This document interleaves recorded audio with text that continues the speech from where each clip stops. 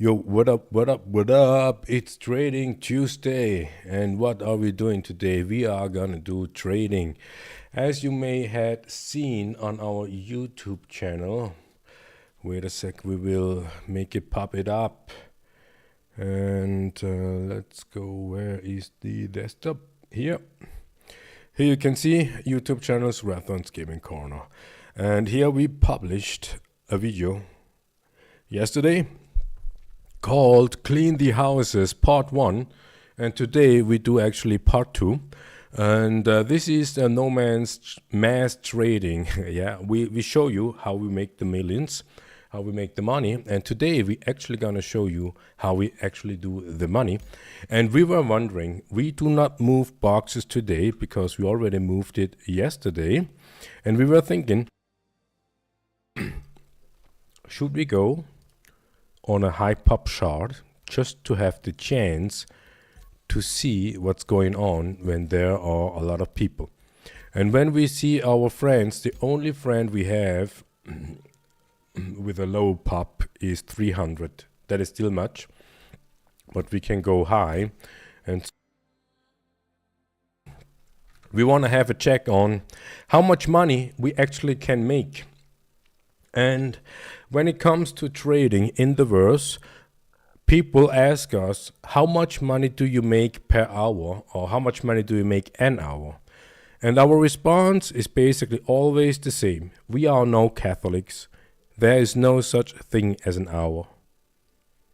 And even if you want to stick on that hourly rate, yeah, because we are conditioned to that hourly rate, then we would say, it's not about how much money you make per hour, it's rather how much money you can spend per hour. That is the crucial question. And we say in our NOMAN's crew, we want to have 1 mil to spend. Not 1 mil, sorry, 100 mil to spend. 100 millions alpha UEC to spend, and we are on the journey to find out if we can make 100 mil up to the moment the patch drops. And when does the patch drop, or at least when can we expect that the patch drops? And it would be Thursday, that is in 2 days. And CitizenCon is the event that's coming up soon. And we do not know if CitizenCon 11th, October 11th, that means we have up until Saturday. It might be that the patch either drops on Thursday or Friday, but we do not want to risk it because we already lost the previous patch 40 mil because we had been too late. But this time, no. We are not too late, so they say 4 days, that is definitely the deadline.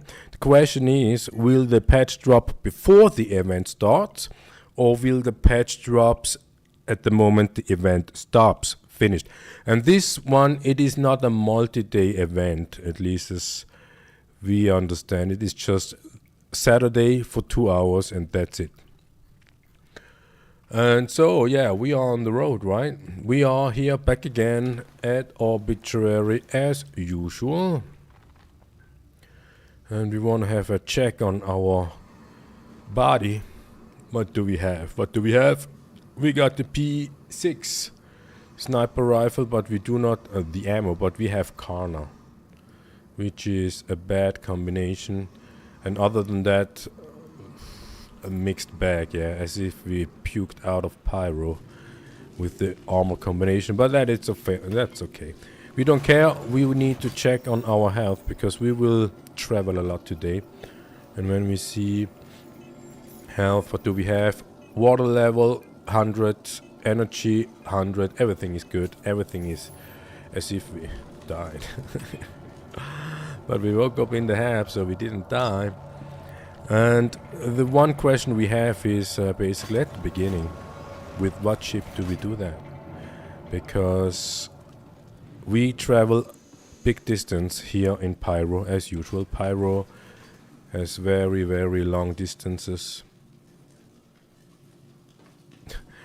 And so either we take a bigger ship that is slower but has the fuel capacity to fly back and forth. That would be the Taurus. Let's see if we have the Taurus here.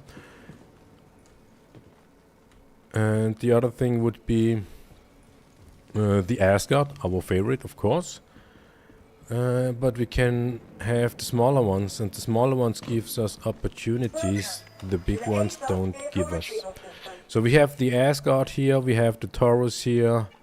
We also have the Aurora here. We have a lot of ships here. Let's hope this one is the white one. We do the white one. Oh, I hope we have it. So this is basically our trade run, our Shepherd's mass trade run. This is something that we put out there to the internet, available for everybody to see, to study, to read, to ask question about. And if you like that type of gameplay that we do, you are really welcome to join our crew and gain more money with trading. That is the game we are in. The website is NOMAN's.space, and NOMAN's business is trading. And here we got the Shepherd's mass trade run. And this is what we are doing here, basically. The last steps of this Shepherd's mass trade run. And we have a lot of boxes already put into place.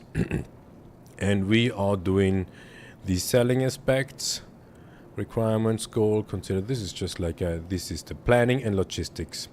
Where do we need to go at the end? Or where do we need to be? Had to be there. So we have Arc L5, Crew L4, Seraphim Station.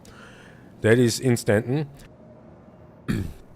Here in Pyro Obituary, where we are right now. Fresh food somewhere on Stanton. So there is a lot of places where we need to go to Stanton. And we want to see if we go to Stanton today. We need to go today to Stanton. Otherwise we will not gonna make it.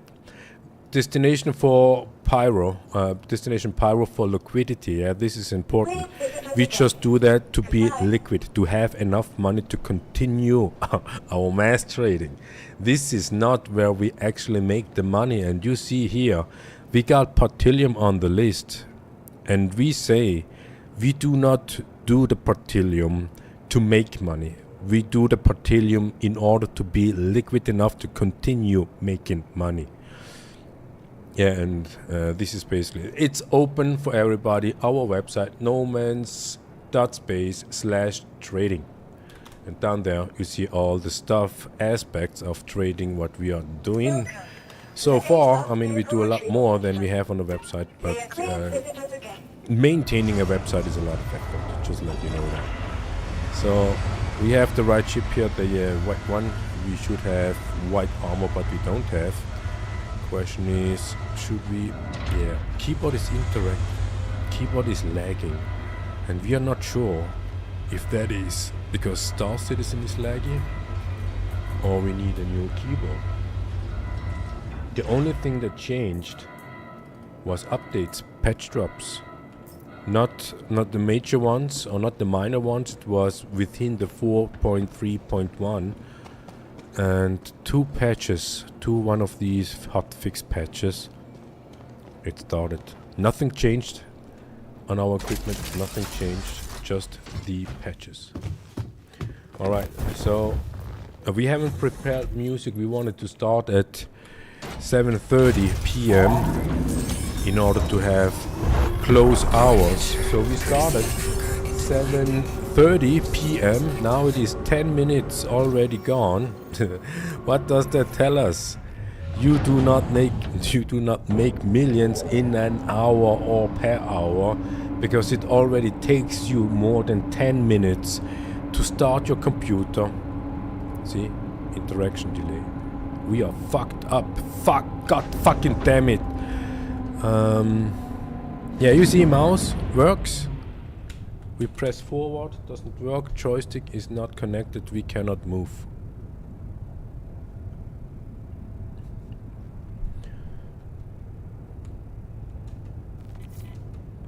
And yeah, oh,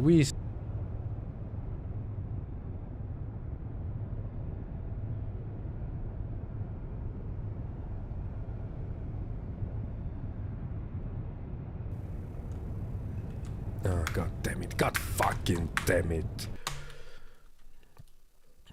Yeah, Star Citizen is a waste of time.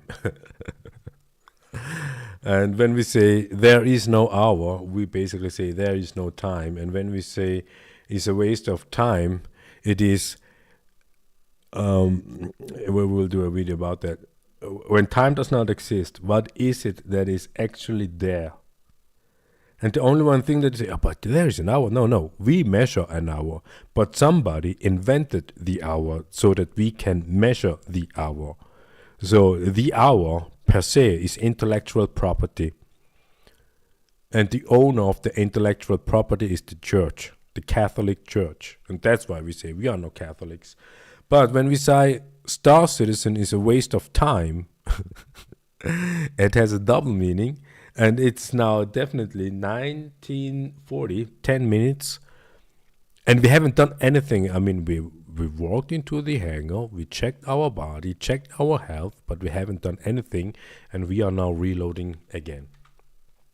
So when we check persistent universe, we cannot switch shot because we pressed Alt F because this was the only one thing that we could do.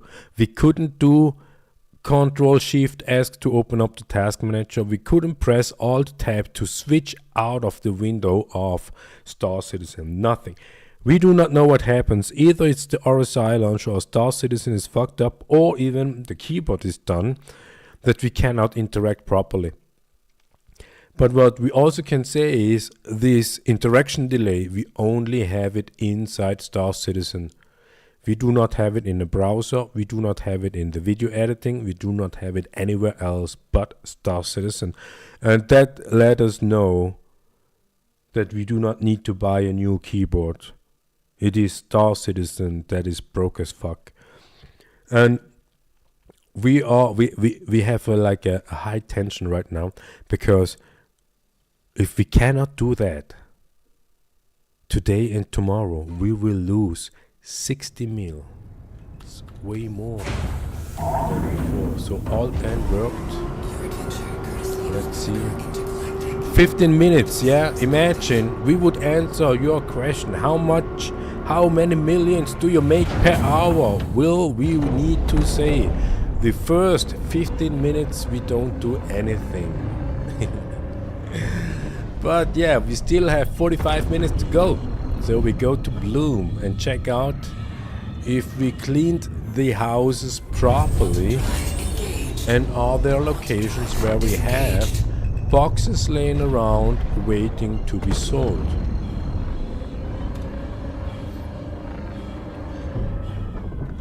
Did that work? Did you hear us? No, hope it worked. I have no fucking idea. So we switched the USB hub from our monitor where the keyboard is connected to, and switched back. And so that wasn't the thing that made Star Citizen work again. It was all that.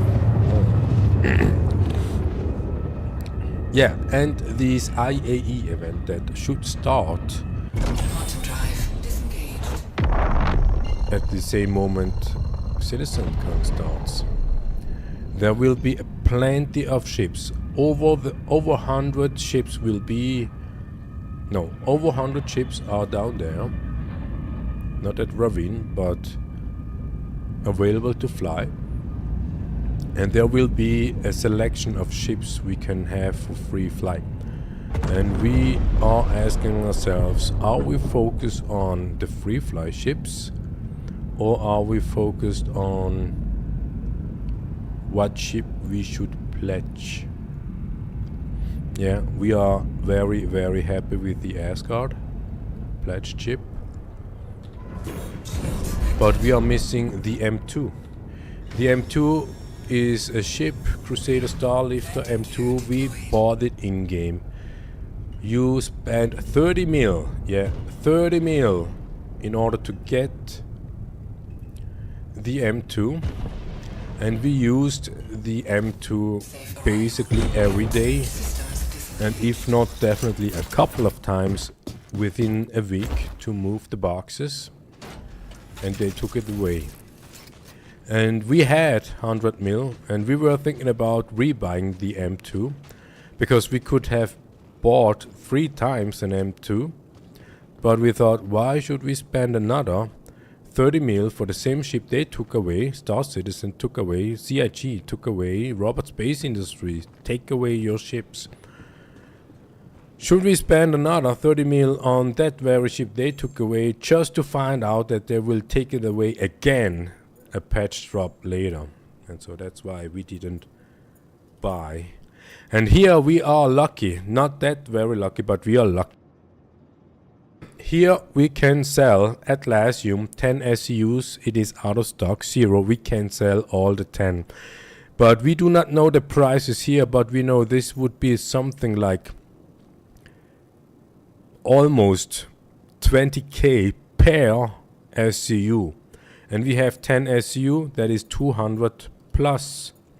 We make 200 profit. As you can see, we have 100,000, and we almost made 1 million within the first 50. Within the first 20 minutes, we can continue.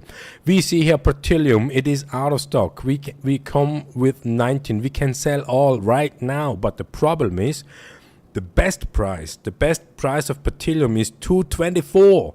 So if we sell all right now, we would have 100k less in profit if we sell now. 100k, we click on sell because we are cleaning houses. Damn, ask us again, how much money do we make per hour or in an hour? We made exactly 5 mil within within 16 minutes from the moment we clicked on power button on our computer, relogged twice into Star Citizen. We made 5 mil within 16 minutes. And if you can keep up with that, let us know. We continue. We are at Ravine. And what we haven't showed you, we can buy stuff here at Ravine. Bueno, Ravine on blue. Bloom. What can we buy? And we have primary commodities, secondary commodities, and filler. And when we look at the prices, we already can say iron is basically a filler considering the price, but the amount of commodities, I don't know where else we can buy iron. No idea, we do not care. But what we have is, we have Baxilite for 5.3k per SCU. We have Fastenite for 2.2k. We got Cobalt for 7k and Diamond for 4.5k. So what we say is Cobalt most expensive, Baxilite second most expensive, and Diamond third one expensive. And when we look at the available SCUs we can buy, we would say Diamond is a primary, Cobalt is a secondary commodity, and Baxilite is secondary commodity. Yeah. So diamonds in the sky, and we bought Baxilite and Cobalt. We could rebuy complete inventory again, shop quantity. But where do we bring Cobalt? We bring it to Carnot View, which is at Terminus, and so we will fly to Terminus. Long distance, we basically really flying across Pyro. Arbitrary Bloom, we start because it's the Shepherd's Rest. We could go to Shepherd's Rest right now, which is on the other side of the planet, but we do not. We will come back later, maybe. See, interaction delay. We cannot fucking play.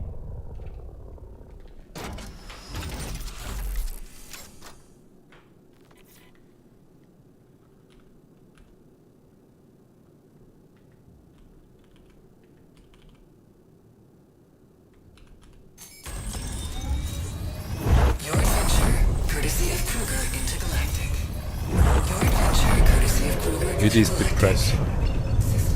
Robot space industry is fucked up.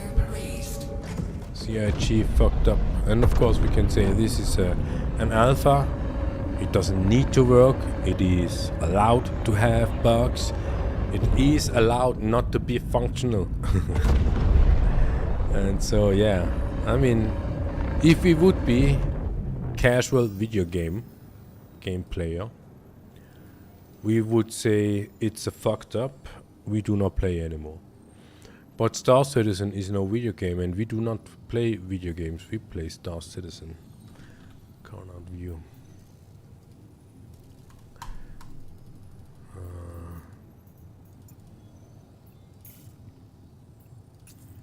Yeah. We installed a software that shows the inputs we do with mouse and keyboard. It's not turned on right now, but we installed that to show you how massively delayed the stuff is. And it is embarrassing. Alright, so then you will see soon. Oh wait. We go to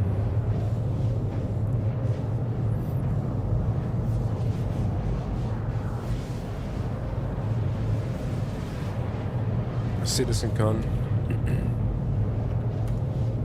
Yeah, 25. What do we have? We have Google as a search engine for whatever reason. And what we want to find out is what is CitizenCon. And CitizenCon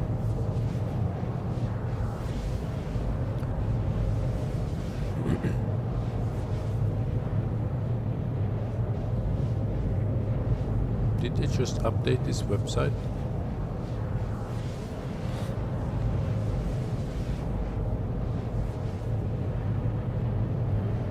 Are these employees?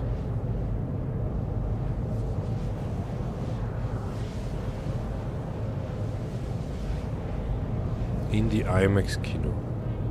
Imagine that you go to a very expensive cinema just to watch CitizenCon.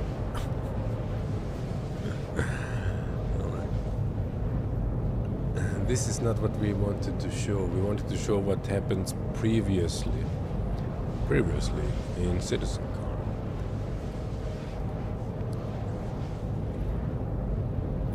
CitizenCon last year. This is the program 2-day. It was a 2-day program, and they had a couple of panels where they introduced and showcased and whatnot. But what is interesting for us, or maybe even for you, you want to utilize the free fly event. Yeah, the free fly event and the days where the ship manufacturers show up, you can in the pledge store either upgrade or pledge for ships that are not available. As an example, the Ironclad, the Drake Ironclad, is not available currently. But during CitizenCon, during the free fly event, where the Drake manufacturer will have his exposé during the event, all the ships that are not available right now to pledge for will be available to pledge for on that particular day or that particular 2 days, where during the CitizenCon event or the free fly event, the ship manufacturers will be there. It is an annual event. The CitizenCon is mainly an annual event. The free fly, however, doesn't need to be. So it might be that we are not able to pledge for ships, and the reason why we talk about that is we want to show you what we do, and we want to ask the question, and we wanted you to answer this question down below in the comments.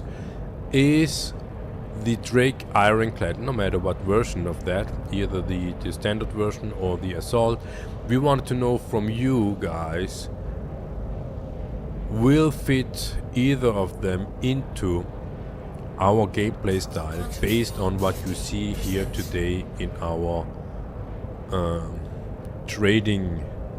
Tuesday trading, clean the house. And we are almost there. So what other ship we had been looking at, so we will have a check then on the website later on. But there is always this some sort of what is this, commercial aspects. Yeah, you will find them on transmission, but when you actually looking for it, you cannot find it on the website. You need to come from externally, and we wanted to find out if we can just enter Anvil Liberator, because this is the second ship we had been looking into. We love, oh yeah, this one. We love the Anvil. Meanwhile, we would even say we loved Anvil ships since we even started Star Citizen. Even though we never had, up until the ASUS, we never had an Anvil ship. We flew during free fly events the Valkyrie. It flew perfectly suitable for our gameplay and flight style, perfectly. But the Valkyrie didn't give us gameplay. It wasn't suitable for hauling, it wasn't suitable for trading, it wasn't even suitable for transporting ground vehicle, let's say for mining, for example. Of course, yeah, the rock mining was able to load in there, but we haven't been into mining for quite a while.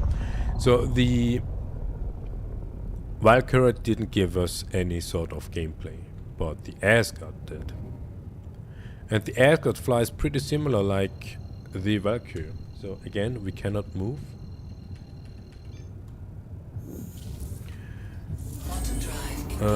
Yeah, but the Anvil, the manufacturer itself, we kind of fell in love. I mean, the Liberator doesn't look nice. Definitely not. It's not a nice ship. But it has everything what we are looking for. It has a garage for ground vehicles. It has cargo capacity for boxes. It has even landing pads for small ships, which we don't have, but why not order a golem or a prospector and have it be able to respawn here. We also could go for the nurser or the fish to have, we could be home away forever. So we have two keyboards and we are now on the second keyboard, and even with that keyboard we cannot move. It's definitely not our physical keyboard that is defect, and it's also not the USB cable, the USB hub or the USB cable. No, it's not, because the other keyboard is not connected via USB, it's connected with Bluetooth. So Star Citizen is dead. You cannot play. Yeah, half an hour. And the only thing what we did is we made 5 mil. And we cannot even show you 5 mil because F1 doesn't work. And see? Oh no, you cannot see, but here.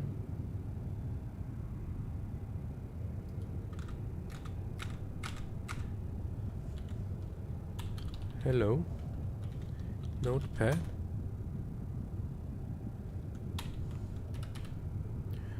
Oh, fucking bullshit. Oh, god fucking damn it. Just... save, no. Damn it. Fucking damn it. Hello. You see? That works properly. That works absolutely properly.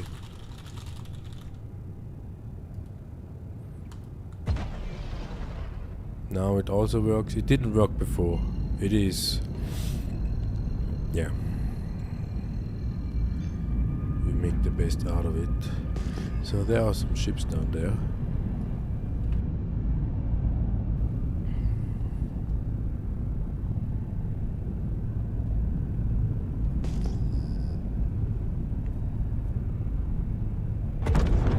Trawler.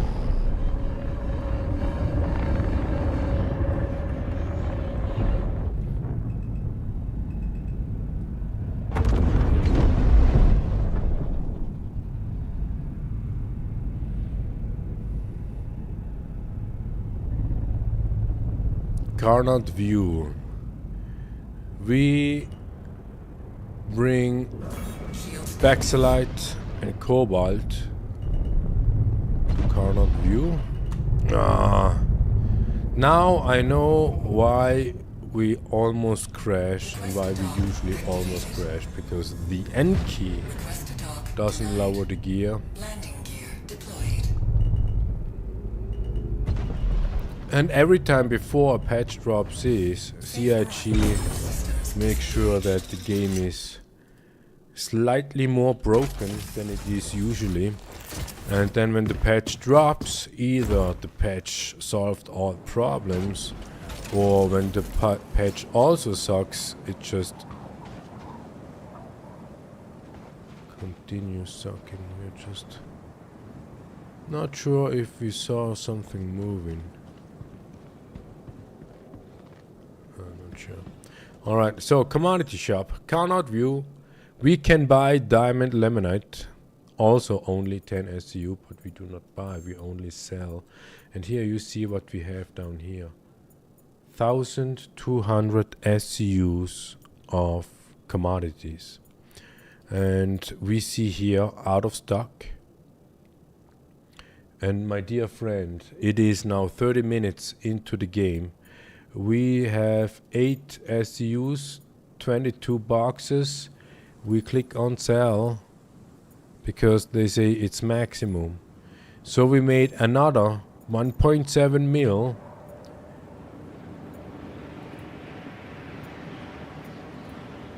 We can sell a 4 SCU box in total, one, sell one. And you see 1 box is not that much, but when we check out the terminal here, where is it? Cobalt.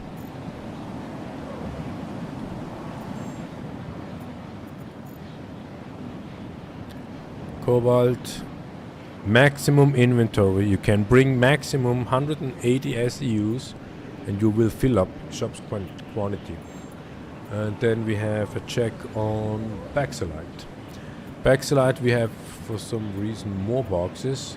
8 SEUs, 4 SEUs and 2 SEUs. We click on the 8s. Also 22, another 1.2 mil. Basilisk gives us less money than Cobalt. Remember that. Click one, we cannot see anything. Yeah, 1 box, 4 SU box. And then we have a check. Maximum inventory. Also 180 SEUs of Basilisk here at Carnot View. And we made 8 million. 8 million, exactly 8 million in 35 mil. If you do the same amount of money or even more, let us know. And we continue our journey. And this time, to be quite frank, we hope keyboard doesn't work. We can also just pretend as if keyboard doesn't work and then just log off and log back in, and we will wake up at arbitrary. And when we are at arbitrary, then we will go to segment block. And the problem is here we are at Carnot View, and when we go out, zoom out, you see we are somewhat in the northwest northwest corner of Pyro, and we need to go down here to the very south of Pyro, and that is long distance, something like 100 gigamiles, and with no fuel, not enough fuel. So we need to go back anyways to arbitrary, which is no, we cannot make it to arbitrary, but we could log off and log back in. We can try to go to Ruin Station and refuel there.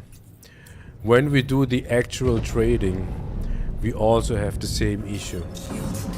We can buy diamond laminate here at Carnot View, and we would need to bring that boxes to Sacran's Blood, where we want to go right now. But when we start out at Arbitrary, or let's say Bueno Ravine, because we will load Baxelite and Carbon or Cobalt, we will have flown 50 gigamiles, and when we go to Saccharin it would be 150 gigamiles. And it might be that we still have stock quantum drive in the ASCAR, that's why we didn't made it, because there is, or at least for the M2, there is a quantum drive that gives us 200 gigamiles flight distance before we need to refuel. And that means you basically can at least fly back and forth once. Yeah, 100 gigamiles from Carnot View to Saccharin's Plot. Or you can say from Bloom to Carnot View 50 gigamiles. From Carnot View to Saccharin's Plot 100 gigamiles, that is completely 150 gigamiles, and back to Arbitrary it would be another 50, so 200 gigamiles in total with one fuel tank with the M2. But yeah, we don't have it, and we expect that the Ironclad would have a big fuel tank. But the other question would be, would we even fly the planetary side with the Ironclad? And we already know, no, we don't. And eventually we don't even want to. Because when we see how the Drake Caterpillar works, it is a massive pain to go into atmosphere with a fully loaded Caterpillar, and imagine how that would be with the Ironclad, which is even a bigger ship.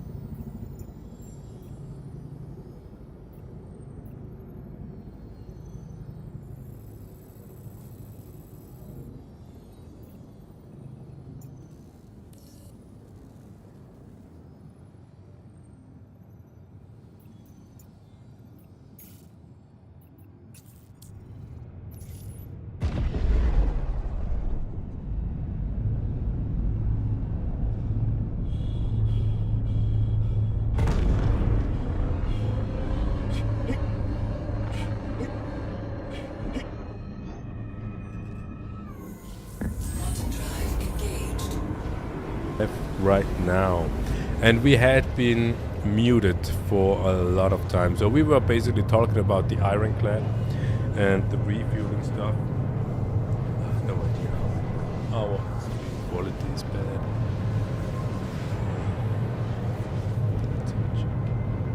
So doesn't really mean we do time stamping at the end, so you can hop on. Nobody's watching our stream anyway, so we show off everything. We do not show off because we are cool. No, we show off because we want to let everybody know. And if nobody watches our stuff, so who cares?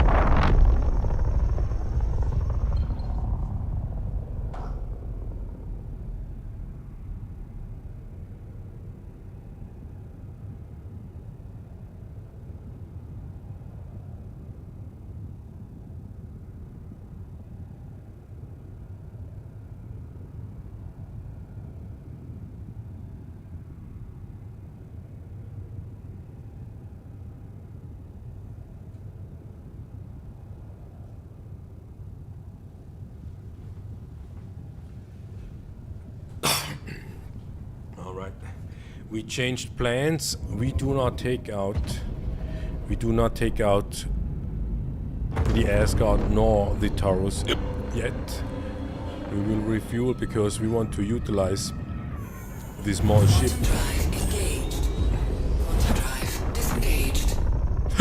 Oh shit.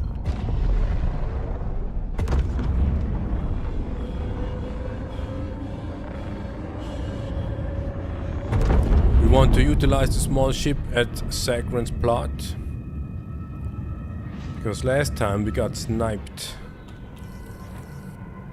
And this time we do not want to lose even more time on being sniped.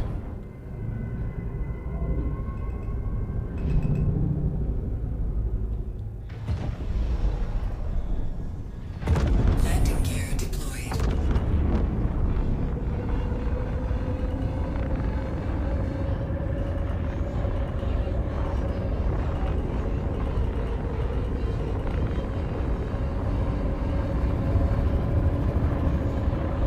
Look at this atmospheric Engine view. system disengaged. Launch successful. Remember that 8.1 mil. Or we had 100k in our bank account when we started. So we made 8 mil in 35 minutes.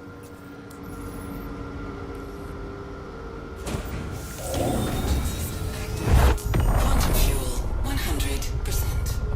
Launch. Shields disengaged. Sakran. Landing gear raised. Alright.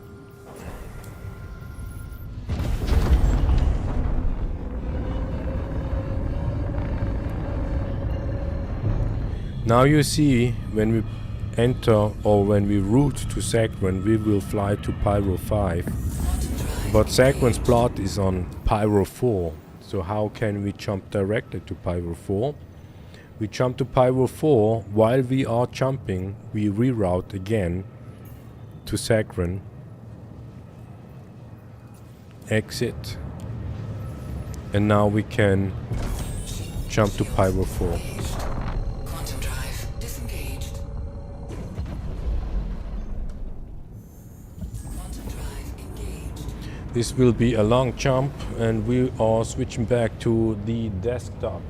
So what we are doing here is we have an eye on, or we ask ourselves, should we pledge, and if so, what ship? What ship should we pledge for? And one thing is definitely the Drake Ironclad. The Assault, because we could choose between the C2, which we could have bought even 5 times after they took away our M2, or we could have bought in-game the M2 3 times. The C2 has the problem that you can carry 600 SUs or something like that, or maybe even 700 SUs. So when you have the ability, a ship that has the capacity to transport 700 SUs on the grid, we tend to filling up the ship up to the roof.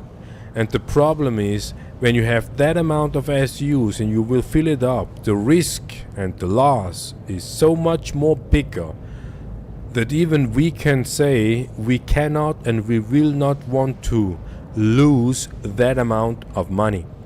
But even then, when we fly from Pyro to Stanton, we will have either an M2, our own M2, or an M2 from our friend meanwhile, or the C2 from other friends in our crew, and we will fill it up to the max.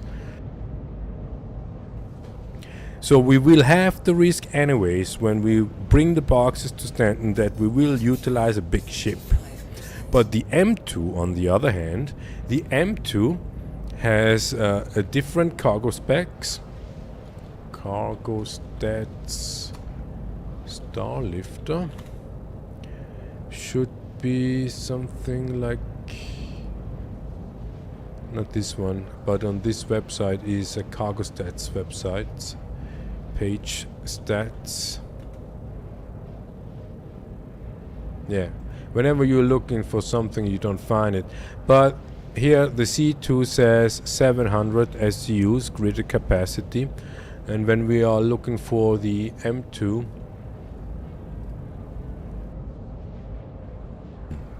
it has only 522 SEUs of gridded cargo capacity, and that is almost a difference of 200 SEUs. That is quite a lot, and 200 SEUs would be either 1.7 mil in cobalt, 1.2 mil in backsolite, or even more for all the stuff that we bring to Stanton.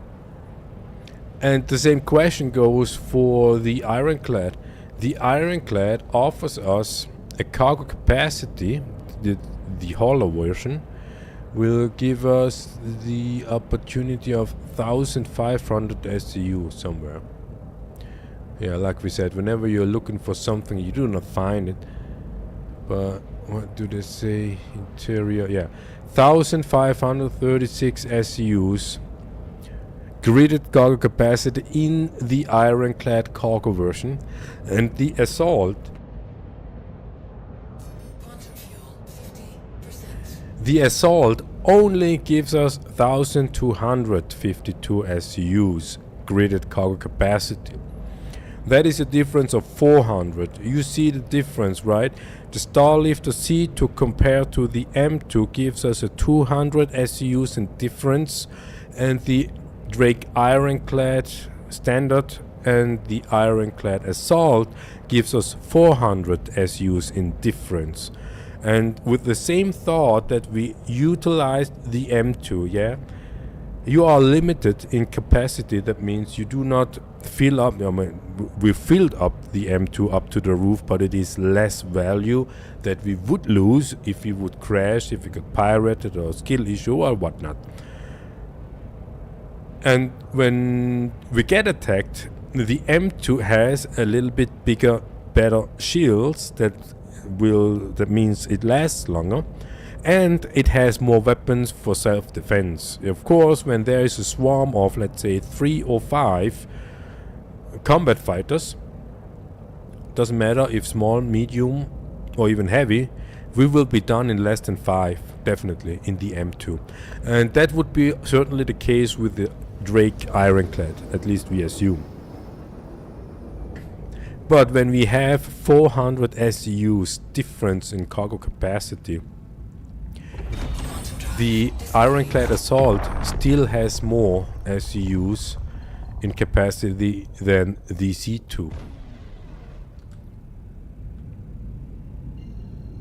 Here you can see we pointing at Sacron's plot where we go, and right next to it it's Traveler's Beach. From this perspective you can say this is basically one location, but we will have a check on that soon. Quantum drive engaged.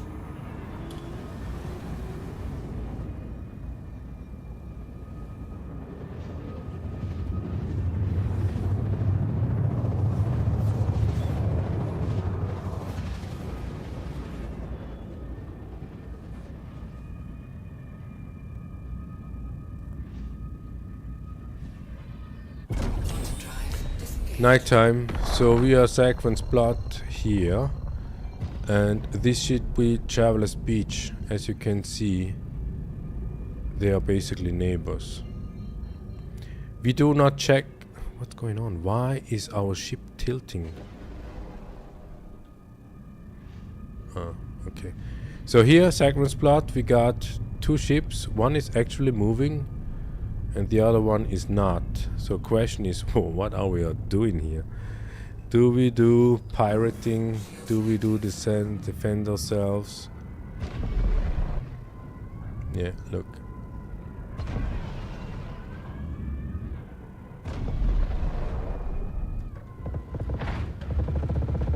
Friendly target. Friendly target. Friendly target. Shields under attack. Friendly target.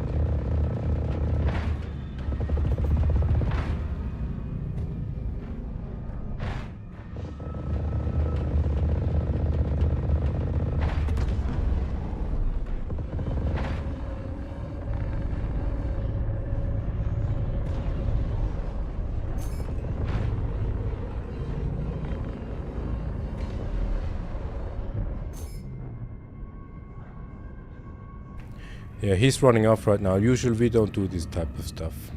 But it was clearly, he has a quantum dampener. He wanted to make sure that the Drake cannot leave.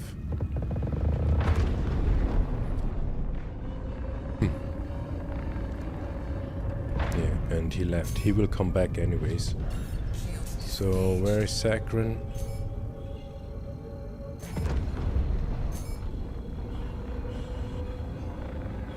So this looks like a C1, doesn't have wings anymore. This is a A1. And what we want to is go into the terminal. Commodity terminal. Request to dock activated. Landing gear deployed. Request to dock denied. Yeah, a little bit too much adventure. Disengaged. We just want to make money. And we are almost 1 hour in. We have 5 minutes. That means 55 minutes we are in. And can we increase our profit so that we can say per hour? You see 10 SEUs. Baxilite. We can sell Baxilite here as well. Dagnus root, diamonds, diamond lamanite, fresh food. A lot of stuff we can bring to Saccharin's plot. But we have diamond lamanite. We want to sell diamond lamanite. And we got 850. What does that mean? Do we have 9 mil? 9 mil in 1 hour. Yeah. And he came back. He damaged our ship. It's totally fine. Because we wanted to go back anyways.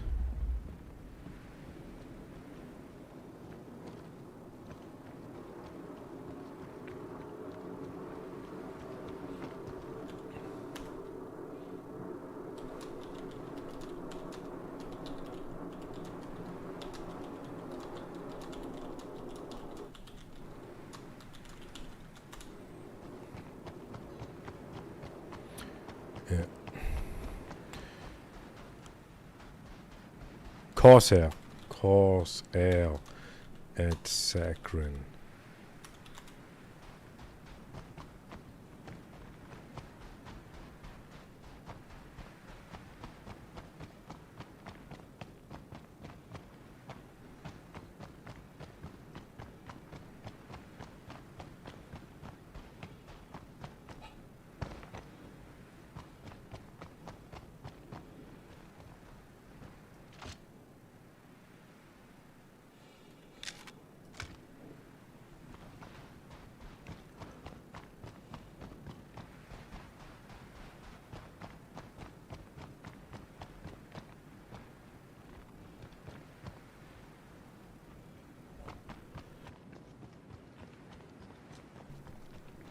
Yeah, we planned actually for this patch doing something like an anti-piracy stuff, but maybe we do that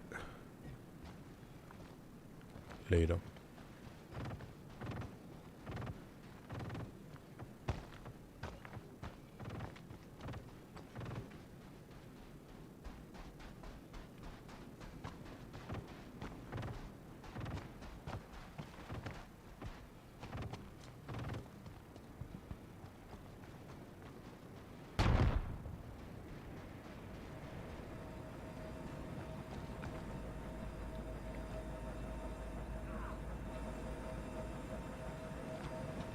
See, that looks like the Mantis.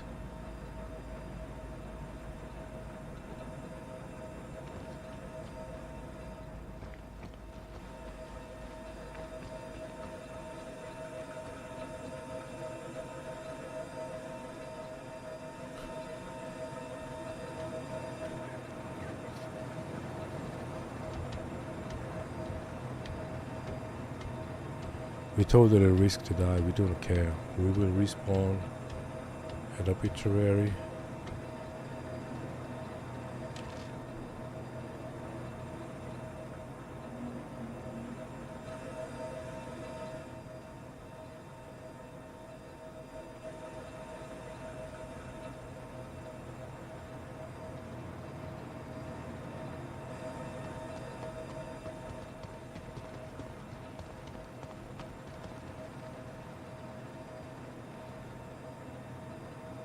What's going on here?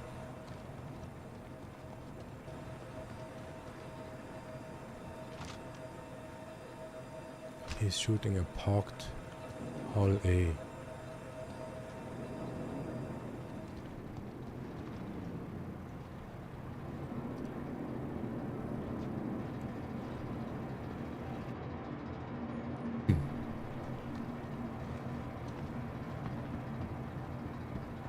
Yeah, this would be a dead end.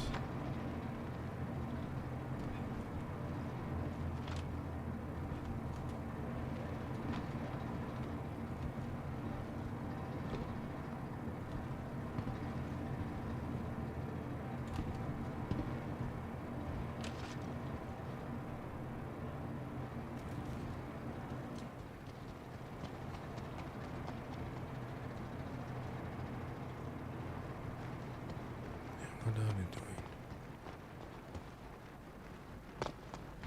What are they doing? Simply doesn't make sense.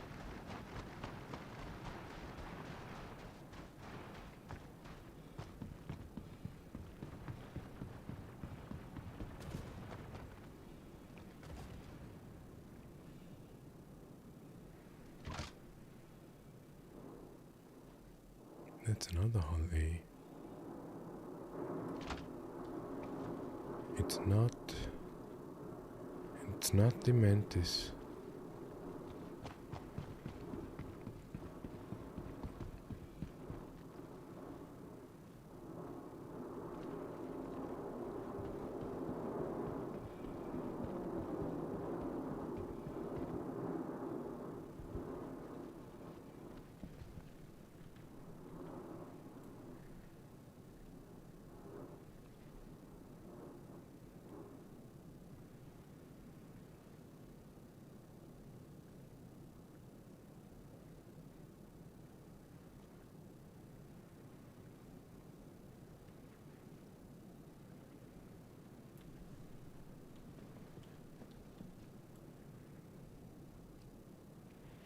Yeah, that is something that happens in the verse.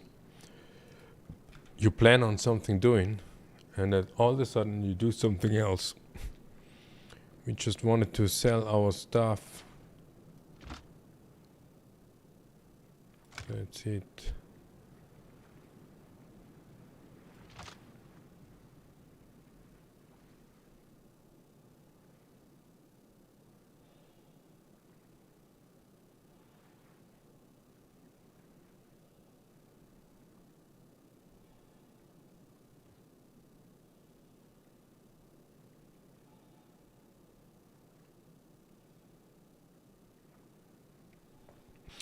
Yeah, this could be a teaching to you. When you shoot somebody's ship at a place like this,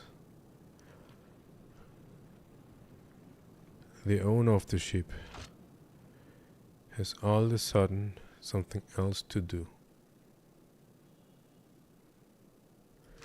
Because he cannot take off.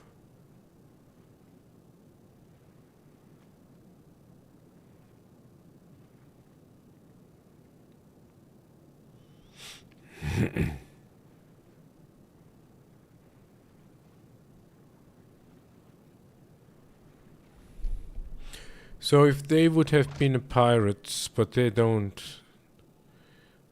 really pirates. We haven't seen a ground vehicle nor a hoverbike, but we haven't seen properly inside the bay of the Corsair. Might be that he will move around us and sneak behind us and kill us.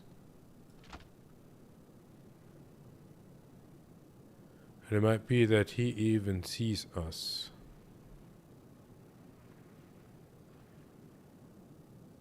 And watches us.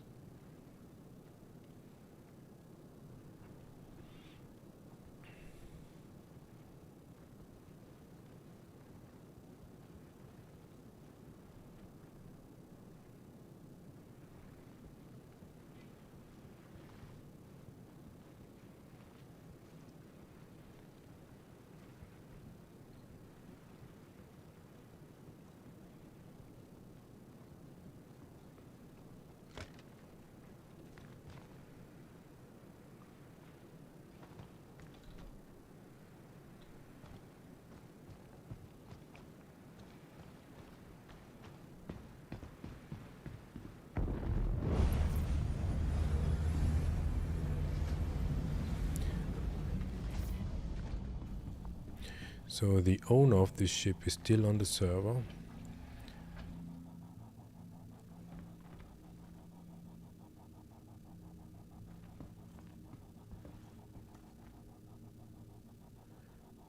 Where did the Corsair go?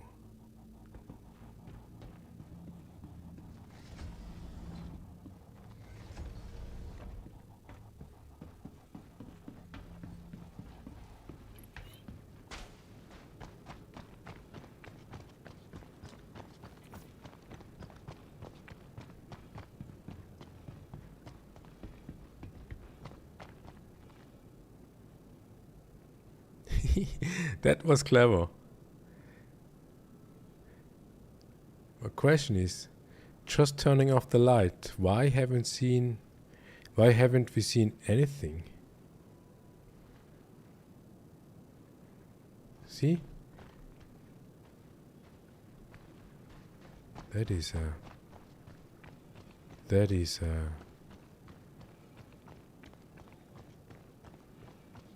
DT padlock.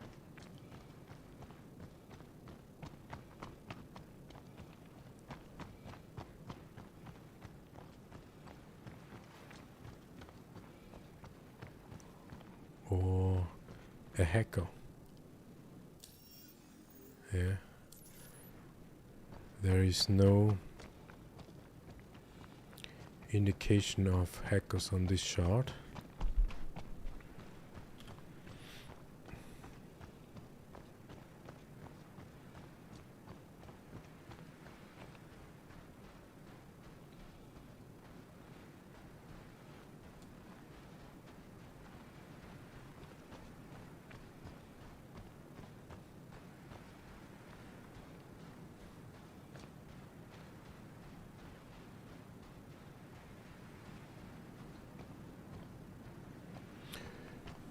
If we would have logged out, padlocked, and came back, he didn't have the time to check if he's still on the same.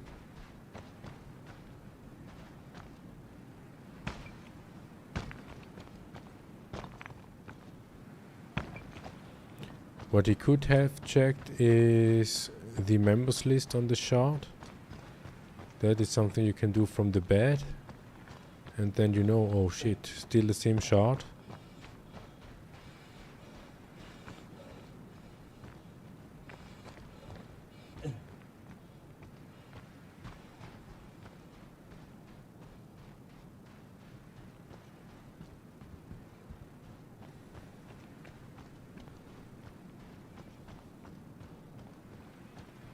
Yeah, I mean that is well, we would say a lucky punch, because now we can exit the menu anyways. We need to. We cannot enter the ship. We cannot enter the pilot seat of the C2, C1. And there is no other ship around here.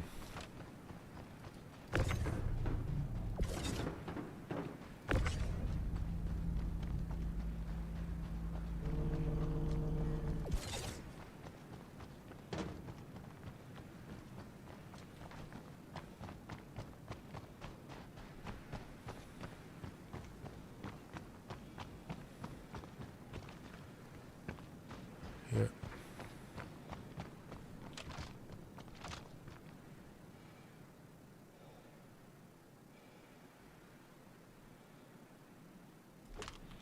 That's it.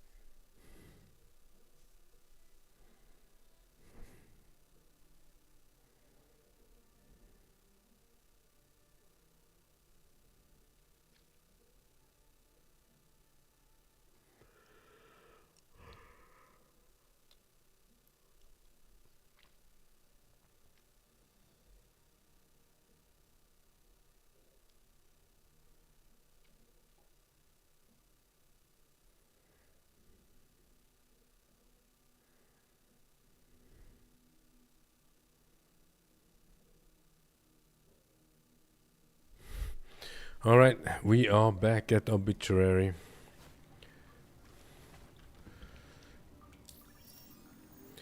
Got 9 mil 10 times of what we have now we need to make before the patch drops. So we had been to Buena Ravine. We do not have anything down there anymore. So now we go to Carnot View again.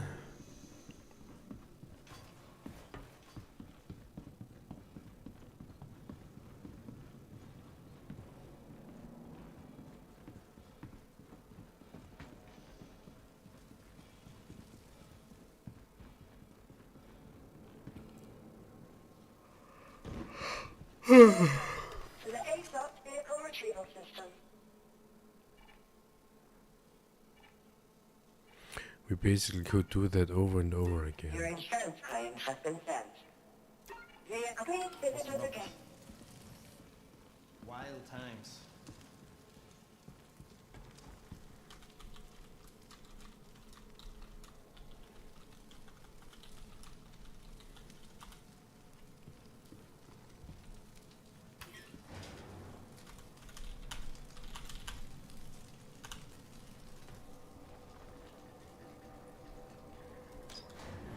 Yeah, even global chat doesn't work. So this begs the question, should we ever pledge any ship?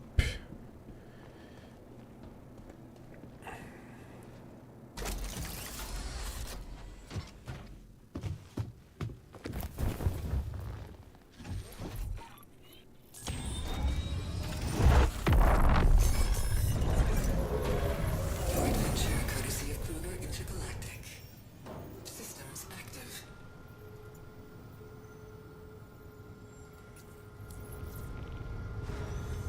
Shields disengaged. Landing gear raised.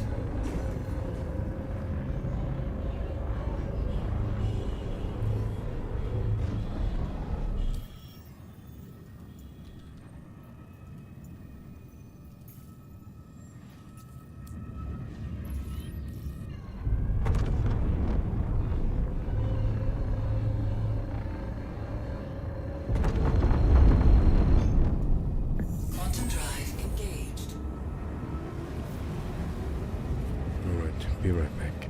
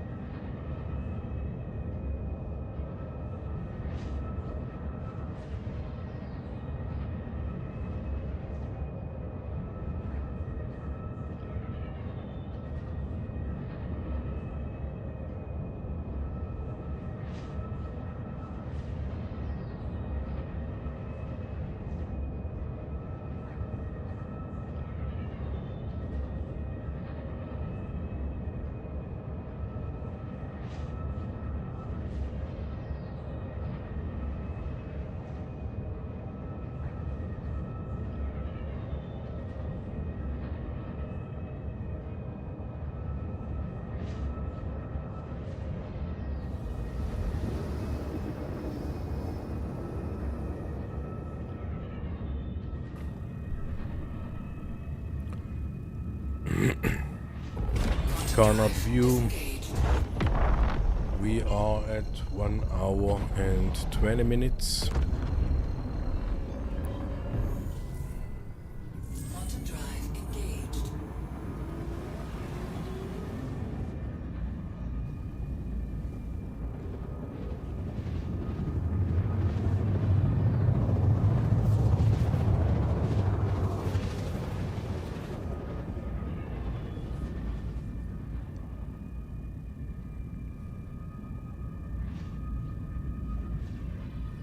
Quantum drive disengaged.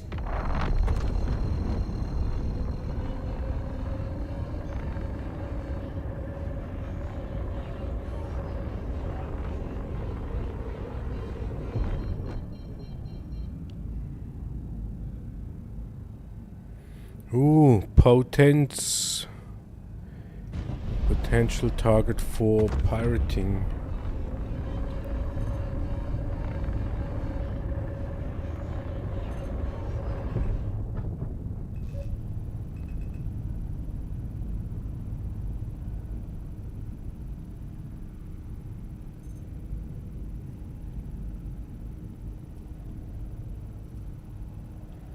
Empty ship.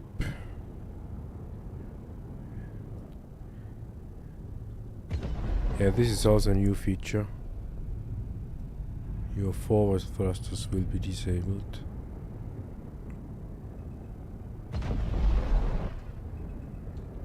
Shields active. Potassium.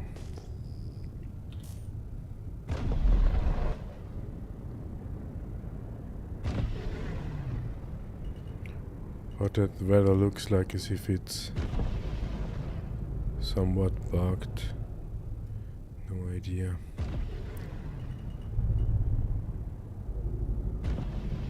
Carbon. Request to dock activated. Request to dock denied. Landing gear deploying. Systems disengaged. Okay, I hope he doesn't come and kill us. We go to the terminal as fast as possible. What do we find here? We find cobalt. We could buy diamond lemonite. It's fully restocked now. And we had been too early. Yeah, it is not exactly 1 hour.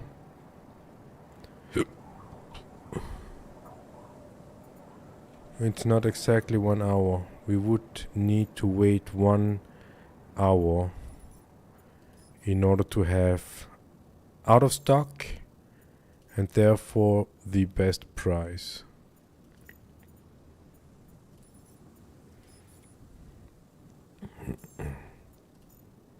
So now we have 11 mil. Yeah, 11 mil in 1.5 hours.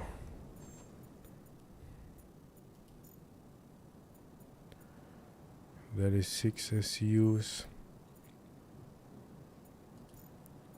1.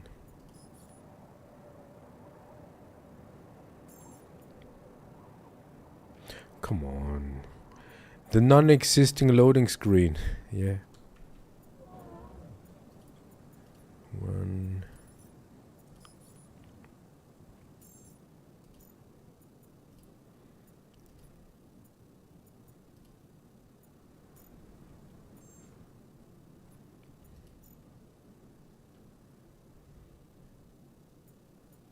Pixelite.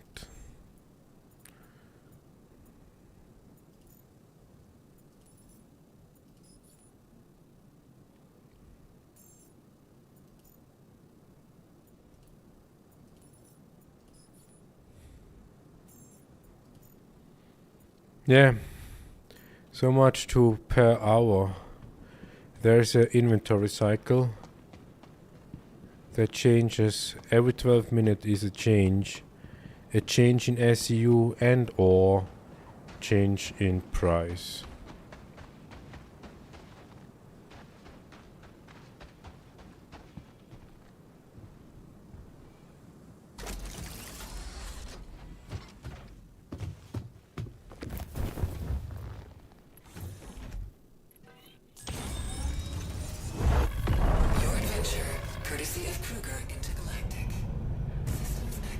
Is he doing something?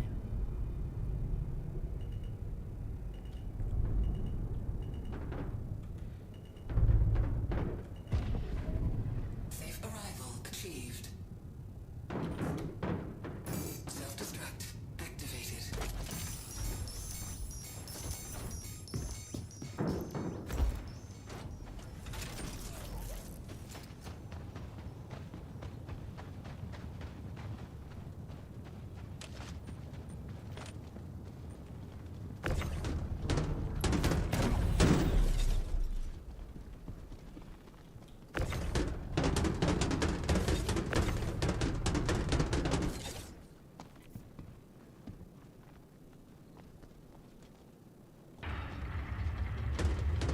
He's already in the party.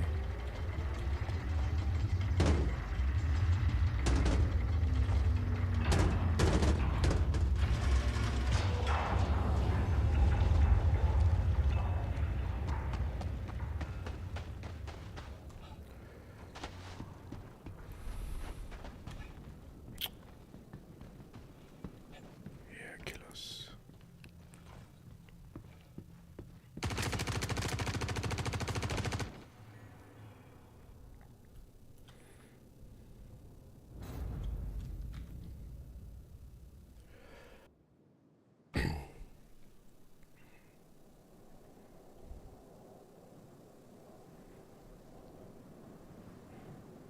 Yeah, arbitrary.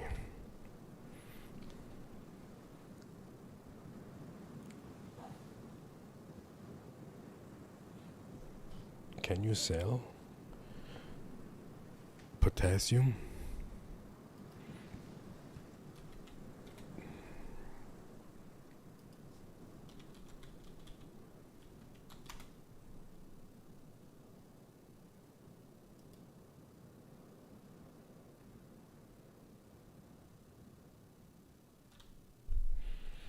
You can sell potassium, but not at cannot view.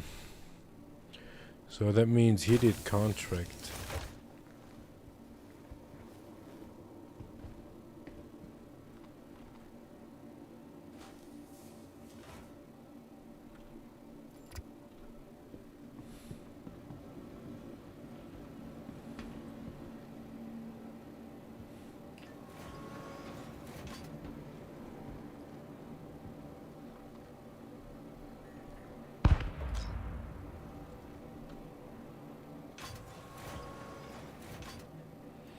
Alright, we go back to Saccharin. As you can see, we had at the beginning 1200 SUs laying around at cannot view. We only had 36 SUs at Saccharin. We sold 10. We need to go back there 3 times. So the question is now, we haven't had waited 1 hour for cannot view.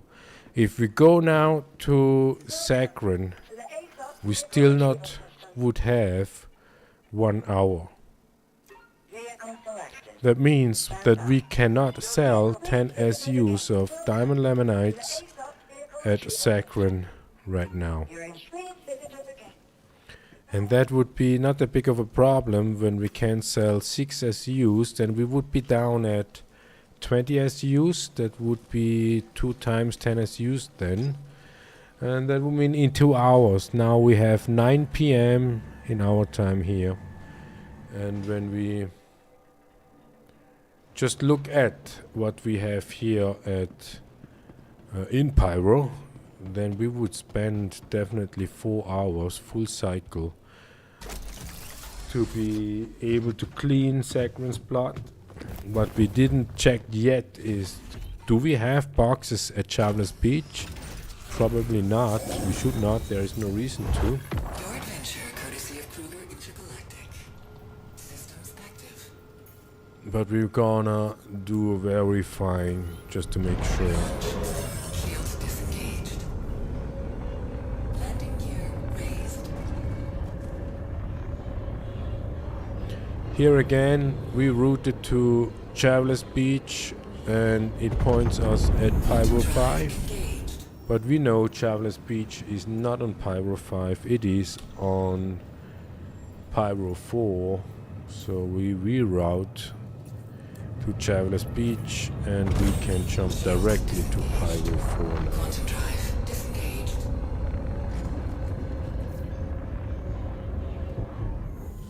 Quantum drive engaged. Alright, we're using the jump and we will have a look into the Liberator.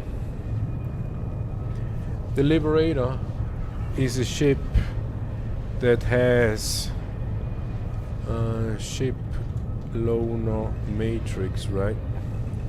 When you pledge for a ship that is not out there, you will get a loaner ship instead. And when we look at the Liberator, the loaner is the M2, that one particular ship. And if we would pledge for the Liberator, we will have the M2 and they will not be able to take it away without legal consequences. That was the reason why we thought about pledging for the Liberator, for the M2. But not only that, even the Liberator gives us a gameplay that will satisfy us long enough. Or at least we assume that, because it could be considered to be a daily driver. And the definition of a daily driver is it is a ship that you will take out not knowing what you're doing. So we can claim, we can spawn ships on the Liberator, we've been told. It has enough capacity to hold ground vehicle in there, or even small. When this would be the actual layout, we could fit a golem inside this ship. That is one reason why we thought about the Liberator. And second, point one, it gives us the M2 as a loaner.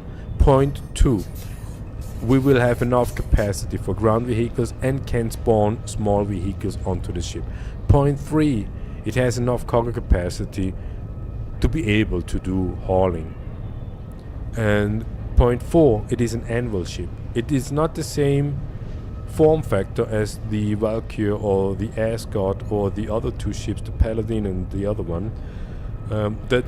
So we expect that this ship will fly differently. It will not be the same good feeling we have with an Asgard or even a Valkyrie. But it is an anvil ship, right? And when we look at that, we still have here inside the garage, we have capacity for boxes.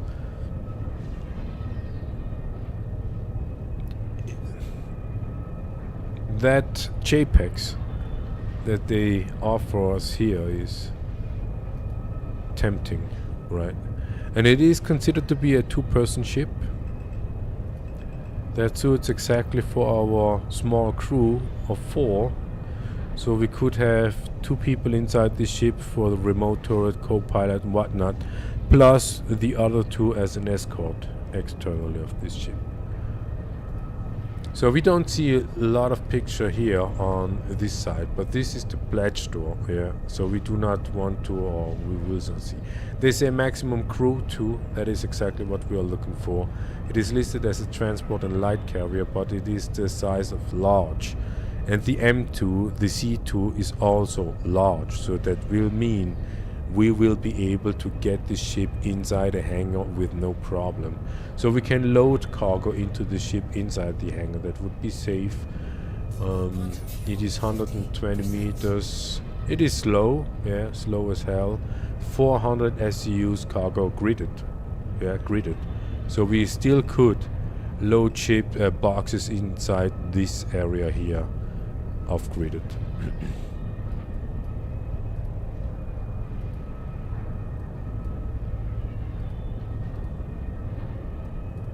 Yeah, cannot do much here.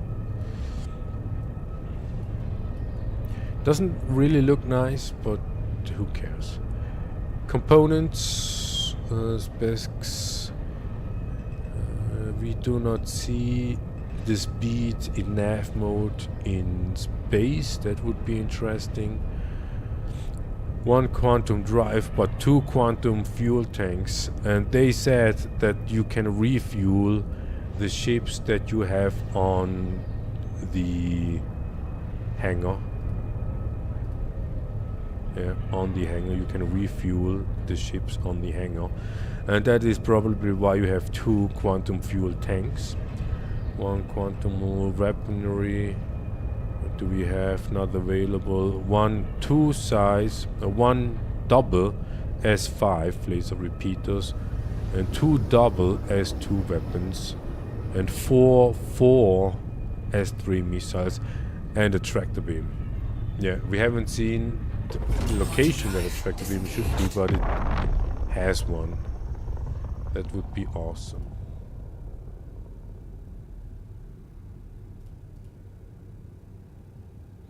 And so we are at Bloom, not Bloom, Pyro 4.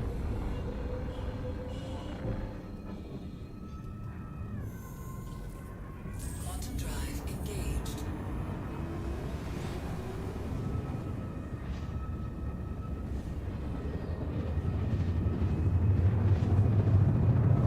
It will be nighttime, of course. It's always nighttime. Not always, most of the times. You can consider it as bad timing. Quantum drive disengaged.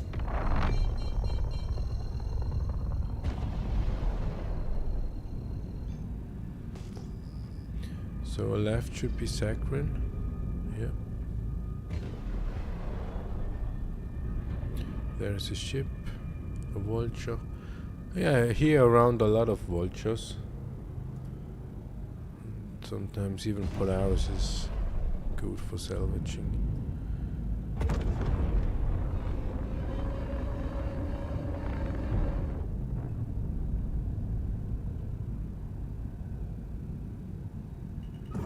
Shields active. So a lot of people ask us, how do we find the building with the commodity terminal? And it is here in Pyro, at least, always Press to dock. that one building that has these plastic stuff Landing gear deployed. on one side. It usually also has a dome on top of it, and the other way is a normal door. And usually there are also these kind of boxes.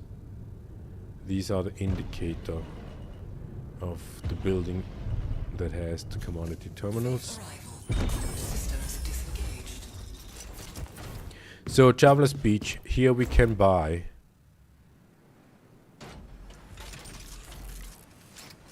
looks like a ground vehicle just passed here. Here we can buy Atlassium for 64k per SU. That is a 20k profit per SU. Yeah, and that is the reason why we do this kind of stuff. Low quantity, high profit per SU. And yes, you can say, yeah, but when we have something like fresh food, for example, you also have 2k 2k per SU in profit, and there we say, yeah, but that is a secondary commodity. How many boxes do you bring in order to make 20k profit per SU? When you only profit 2k per SU, you need to bring 10 SUs of fresh food in order to make the same amount of profit like we do with 1 SU of Atlassium. This is just to think about. We are going over to Saccharin's blood.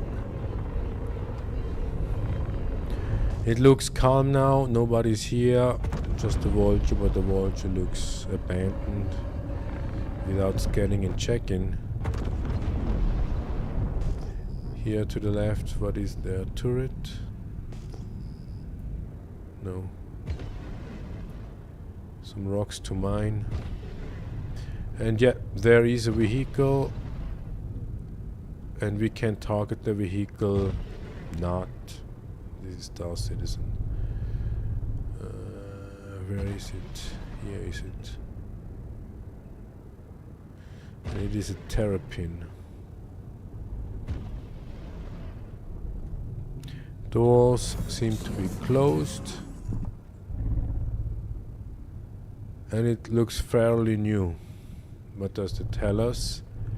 Somebody might be here, hanging and camping.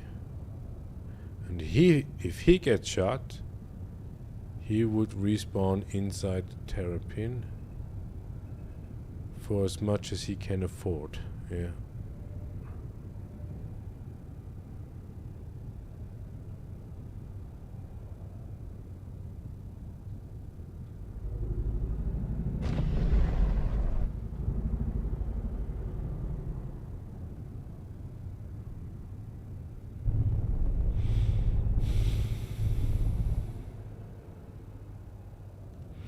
And one thing is, when we show up with a wolf,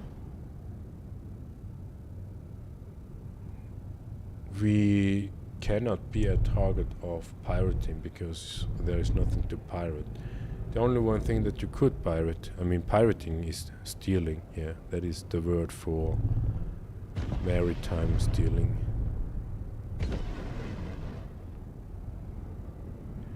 The only one thing that he could do is looting our body.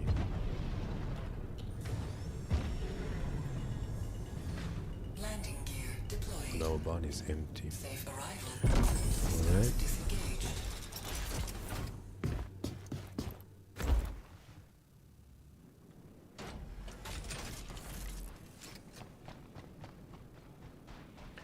Now should be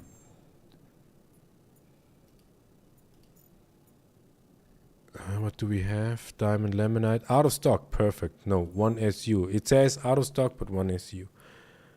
The price is 84 SUs. Oh, we didn't check the price at Counter View. How much we paid for these.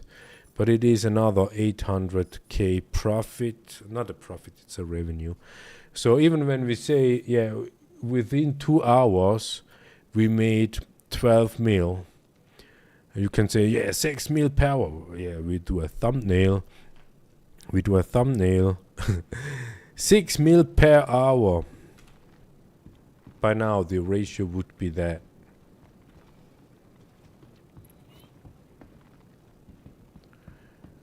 And how many SEUs do we have now? Still 16. So we need to come back twice. And here you see 187 we spend when we buy. But we sold for 219. And that is 20k plus, 30k plus per SEU.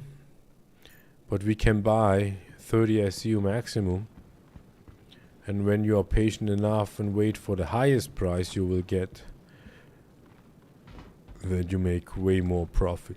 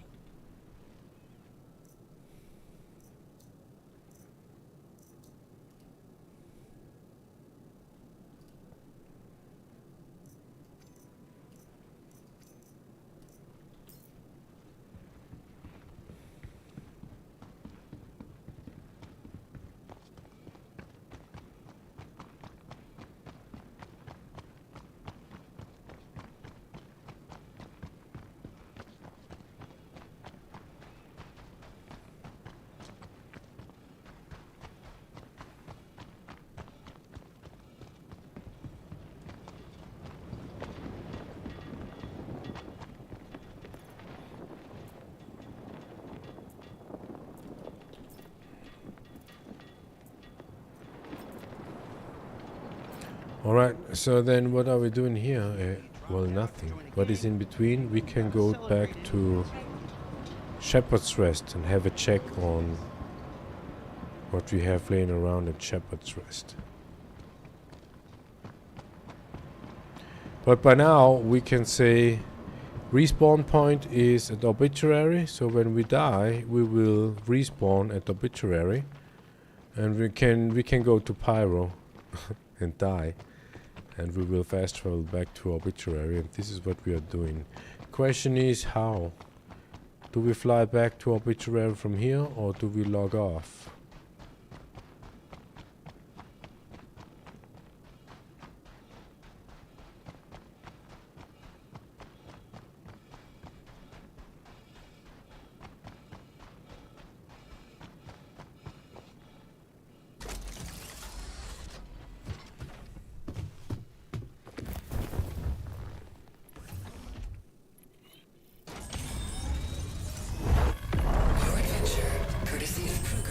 Oops.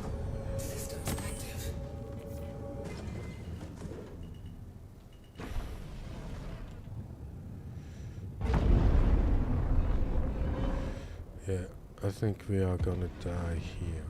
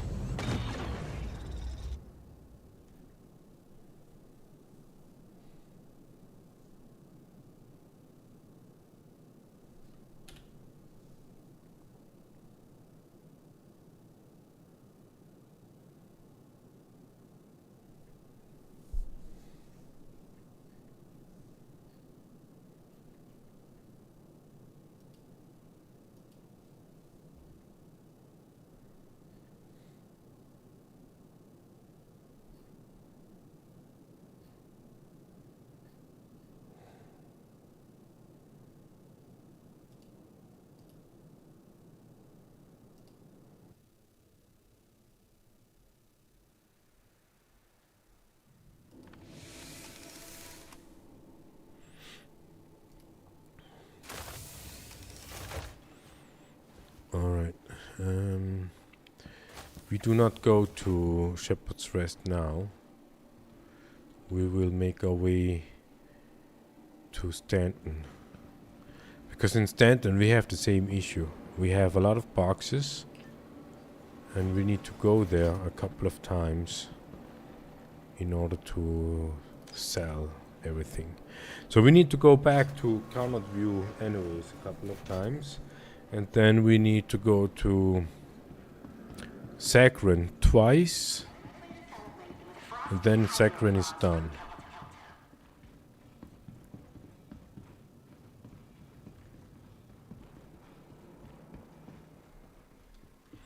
Yeah, it's heavy lagging. I mean, compared to 1 year ago, it is way better. Way better. There is some sort of an improvement. To the ASUS vehicle retrieval system. But yeah, we don't touch anything. Vehicle, please visit us again. Alright, with the Asgard, we have the problem that we still... the issue, yeah. We have a lot of boxes up here at Obituary, so we need to load the rest of it into the Asgard and bring it to Stanton. And just to make it safe enough, we can say we do not fully load the ship. We only load partially.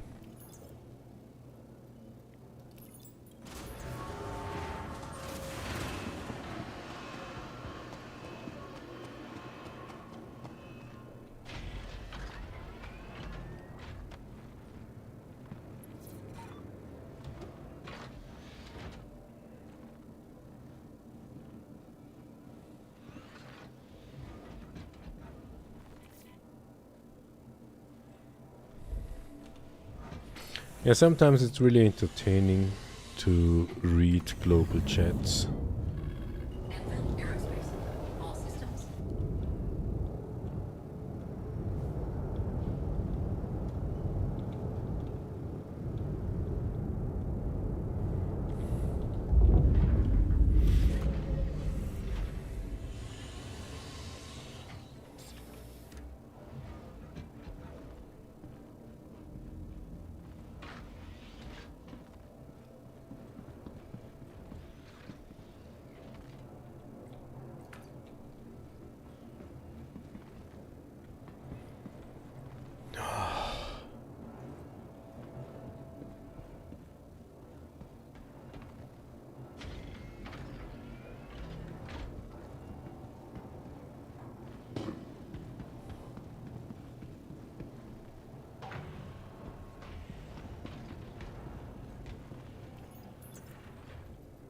So what do we have?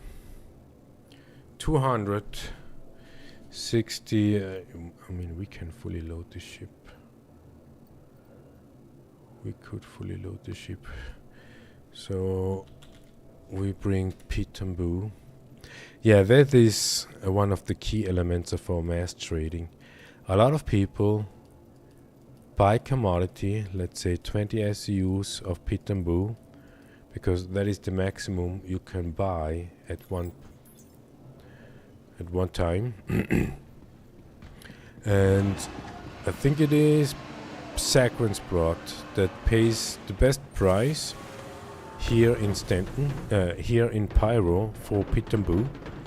That means the profit per SU would be the best if you buy at Shepherd's Rest and bring it to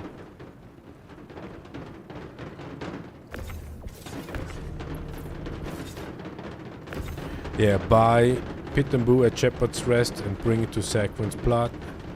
That will give you the best price per SCU for these 20 Pitambu boxes or SCUs. But we do not bring it to Sacrant's Plot, because if we would do that, we would get the best price per SCU, but not the maximum amount of money that we can get. So what we did is, we had been looking for a place where else we could sell Pitambu, and we checked the price for how much it is, and in general we could say it's either the second highest price we will get, or even the third highest price that we can get per SCU for that specific commodity. And here with Pitambu, the thing is, we bring Pitambu to Seraphim Station, and Seraphim Station is a high frequency location where a lot of players start coming and going and doing whatever they do. And we would have expected that even the trader guys, those who do trading like we do, would utilize Seraphim more often for trading. But a lot of people only using Seraphim and also Port Tressler, Everest and Baicini for Hull C trading, and not the commodities that you can bring with with every other ship than the Hull C. And most people do not load the C2, no, not the C2, the Hull C, the MISC Hull C. A lot of people do not manually load the Hull C. Makes sense. I mean, it's 4,000 SCU. You do not manually load 4,000 SCUs. So you utilize the in-game's functionality of auto loading and auto unloading, or auto loading, unloading. And with the Hull C, you only have filler material that you can trade. And we do not do filler material commodities when we are not with the Hull C. And we do not have a Hull C, that's why we only do primary and secondary commodities.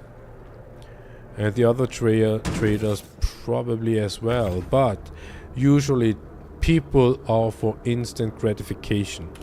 They want to have fast money, big money, as fast as possible.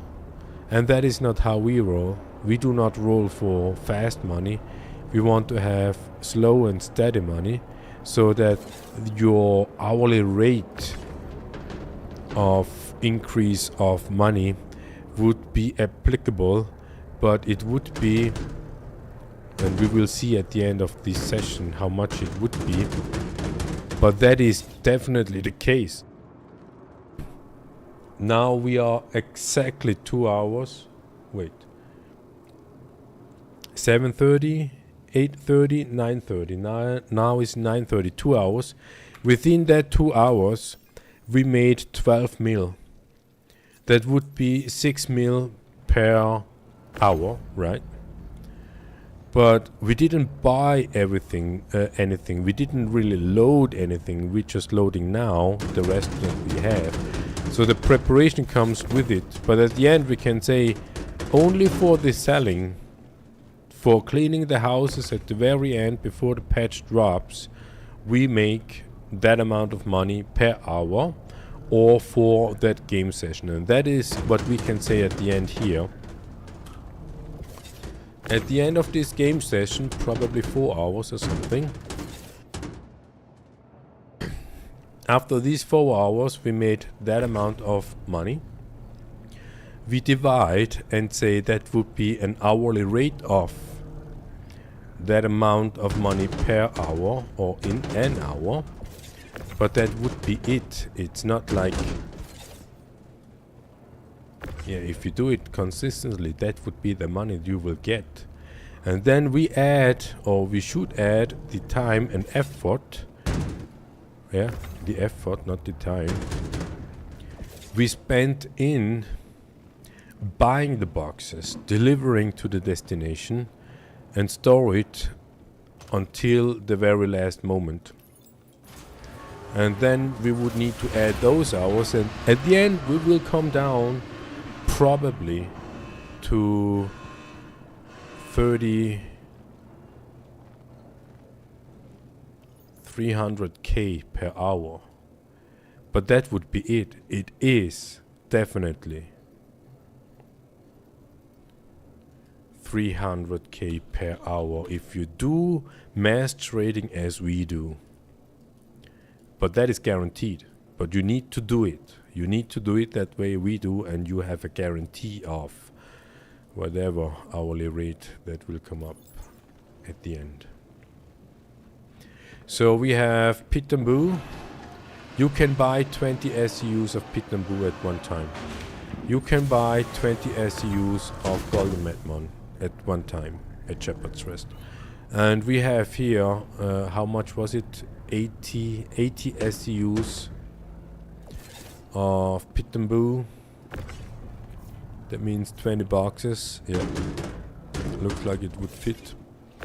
And that also means that we would have approximately the same amount of Golden Madmon.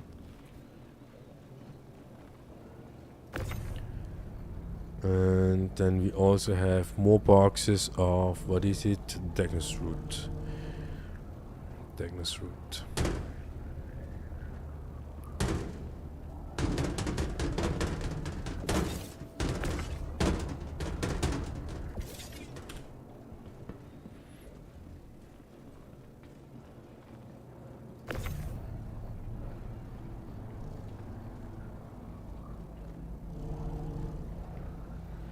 Yeah, everything here goes to Seraphim, so we can mix a little bit.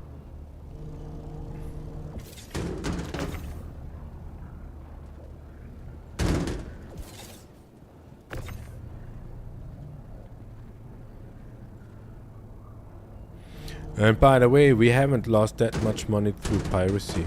We would say 5 mil.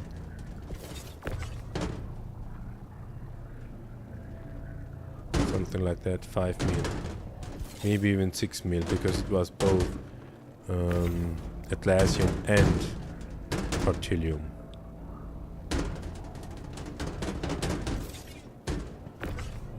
We had both loaded. Atlassian was already in the ship, and then we loaded the Partilium, and then we got pirated. And that made us thinking, next time, should we buy Partilium first, load it and go to Beach, and buy Atlassium and load Atlassium?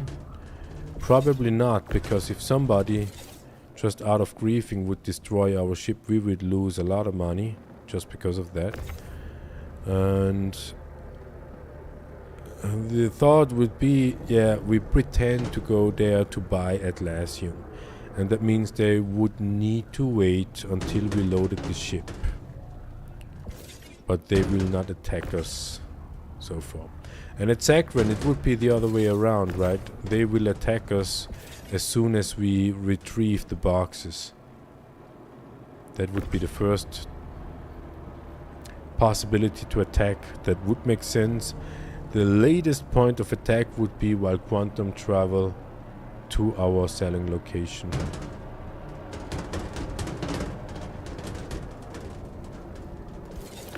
Come on.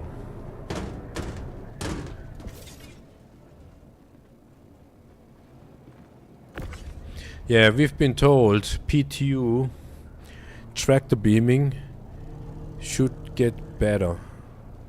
Way more intuitive, way more effective.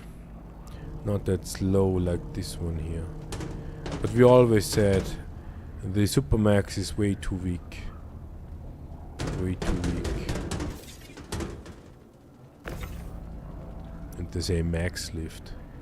Yeah. Question is, what is maximum? I mean, of course you can tractor beam bigger boxes, but dead bodies, dead NPCs is too heavy for them.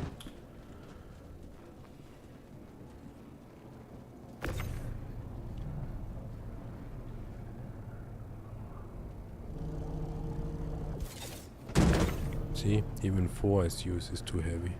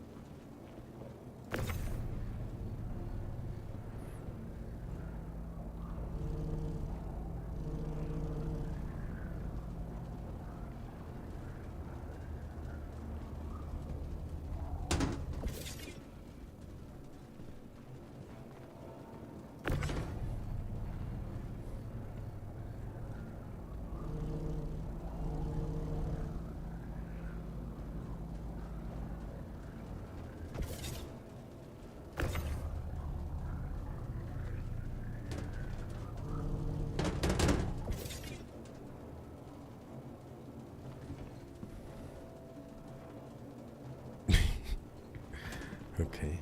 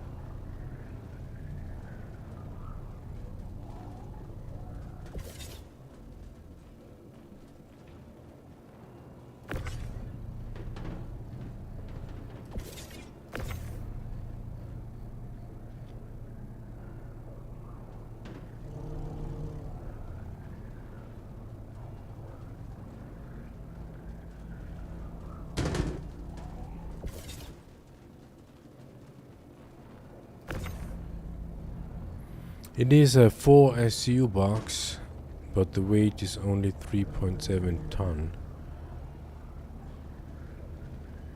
So the density is not 1-to-1.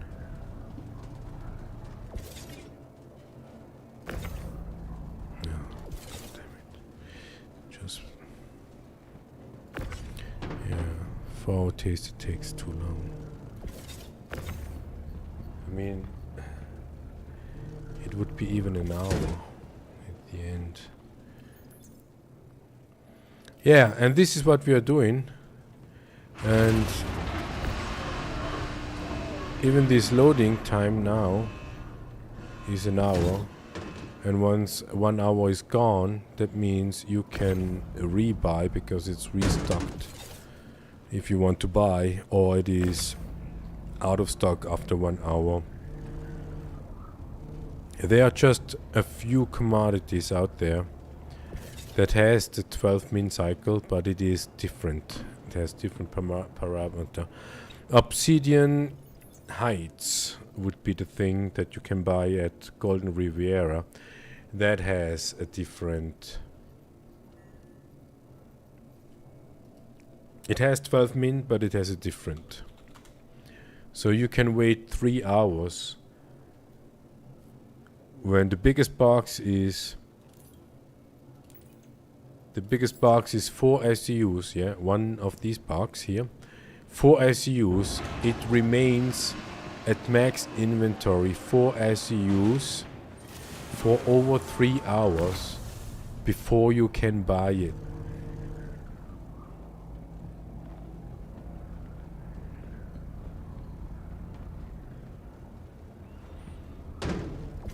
So Darkness Root will go to Cruel 4.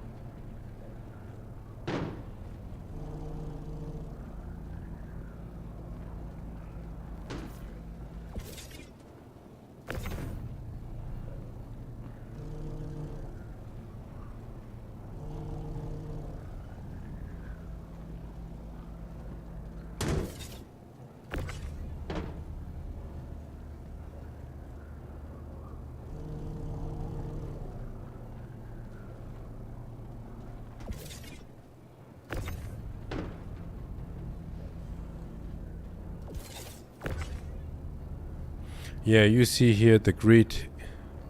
The grid is damaged and bugged inside the hangar of Obituary. And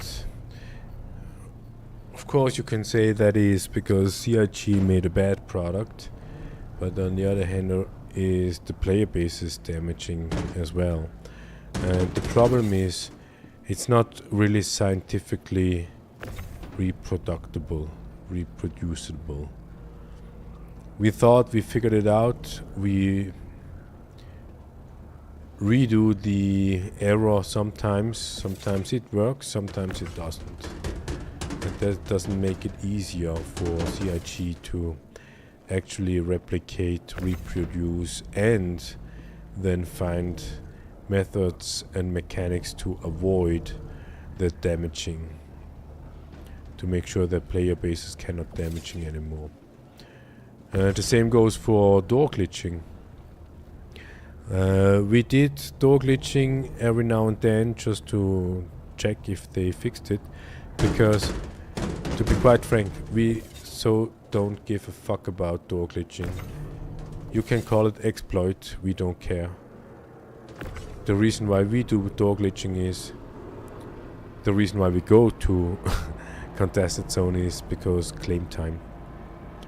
We want to kill the claim time.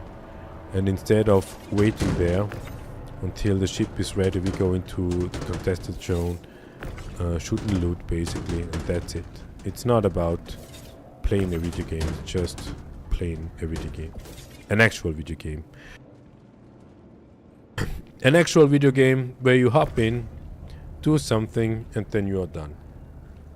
And the gameplay that would be here in Star Citizen is go there, claim a ship, hop into the contested zone, And once you're done, either killed or completed, went to the elevator and whatnot, then you're done and you can log out. That would be a proper game session where you did gamey stuff and you actually succeeded in that gamey stuff.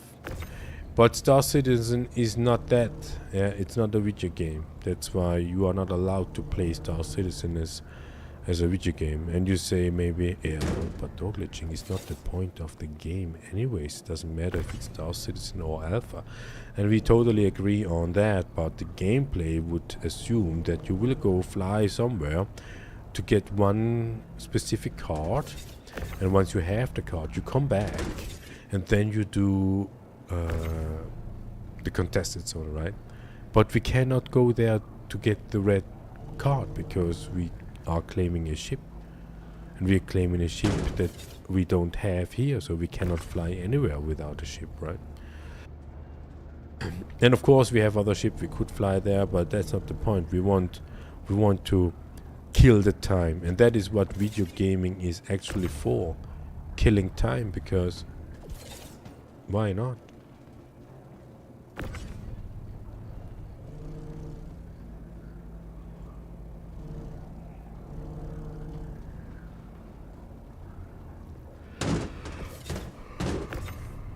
Alright, last box. We have a Backlight box here. We have no idea why.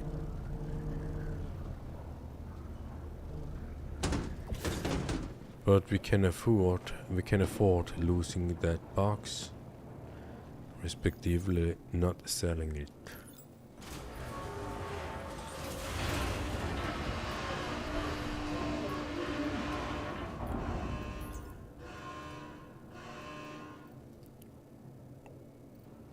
SUS, yeah, that one Backlight plus some other stuff. We are ready to go. Stanton, we are coming.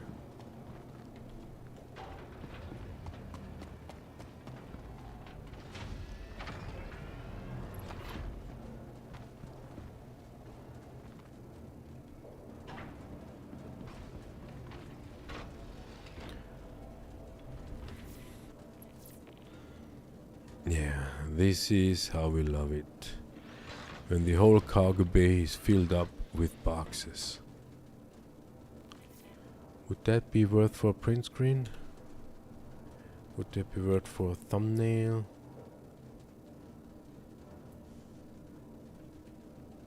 You. Yeah. Yeah, come on. You. Yeah. Alright.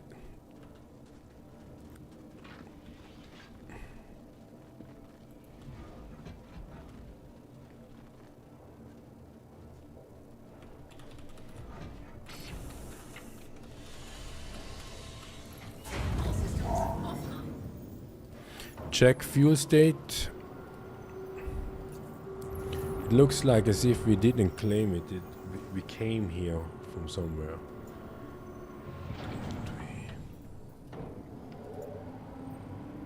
Yeah, of course.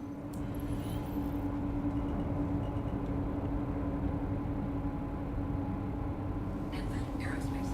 All systems online. Landing gear.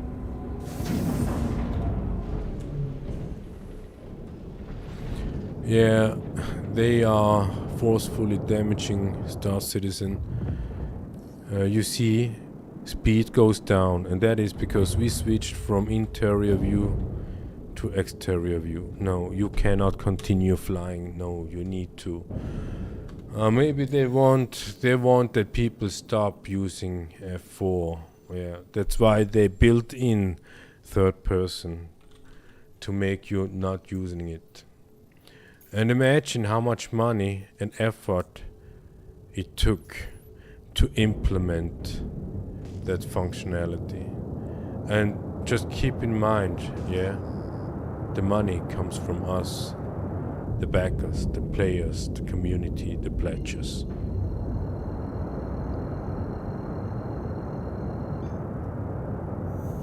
Alright, see you soon.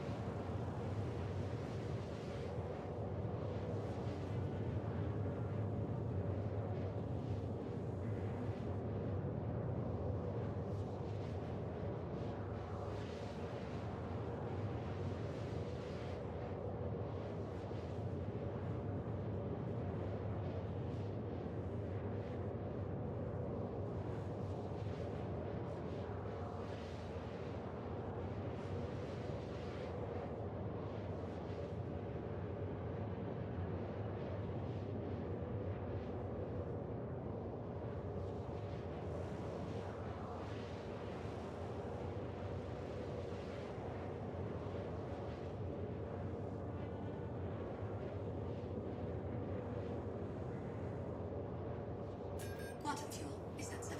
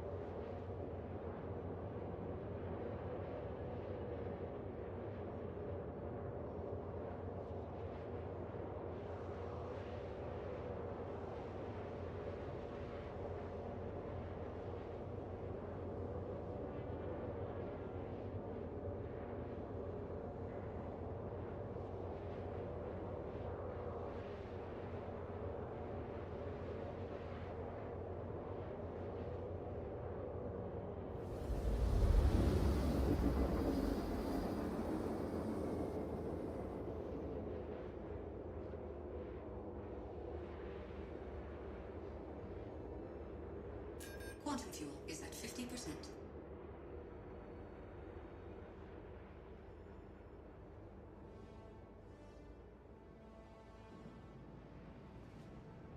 Quantum drive is now off.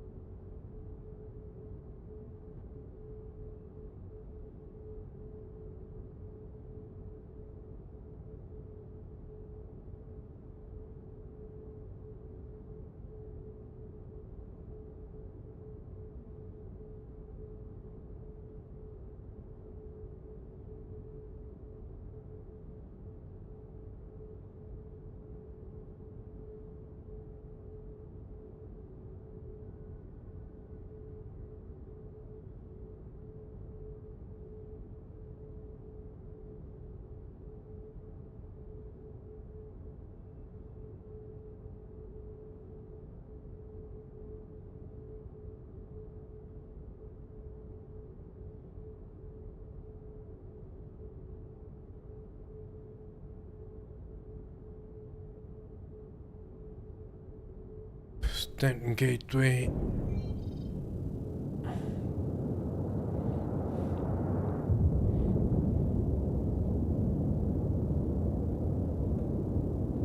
Yeah, this jump point detection is way too big, you cannot see.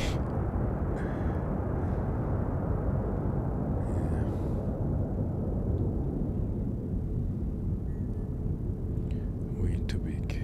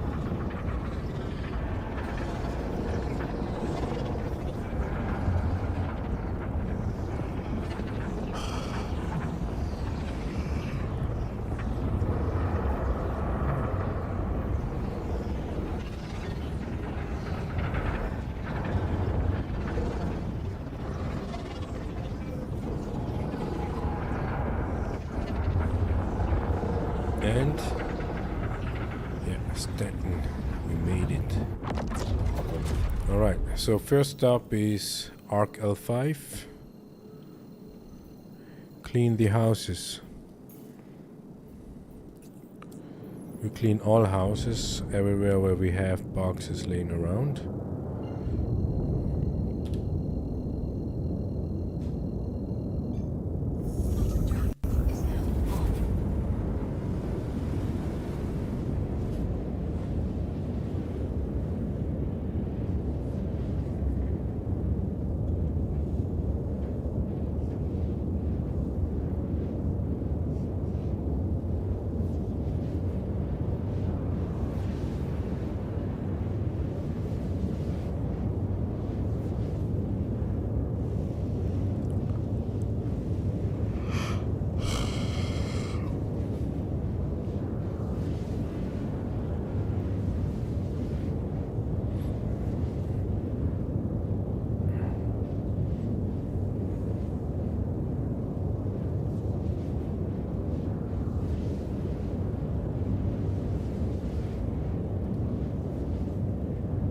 Quantum fuel is at 25%.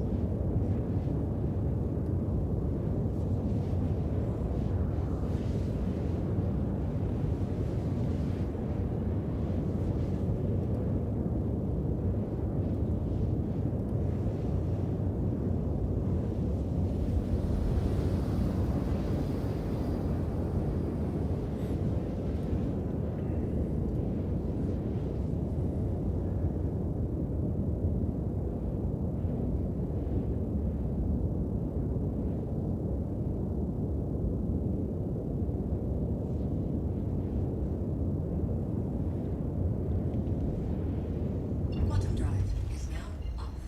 Arc L5. Arc L5 is some sort of a small station. And there is not much traffic.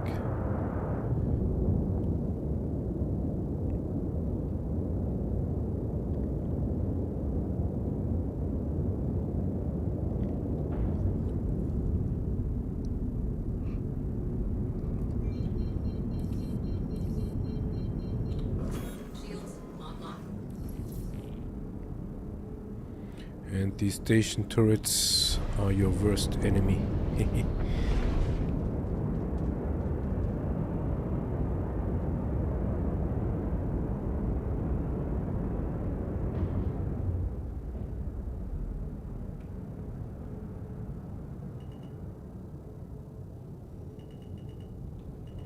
Oi! Almost.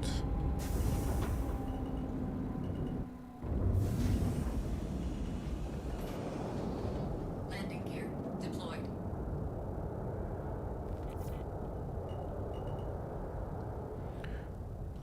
Engines offline.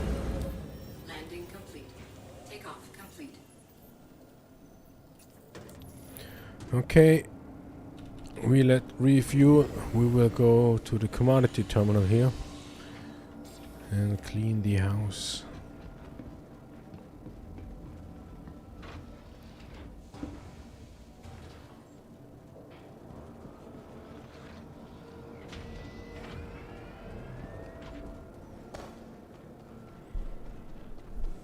Yeah, we could have landed closer, but then eventually we couldn't have refueled.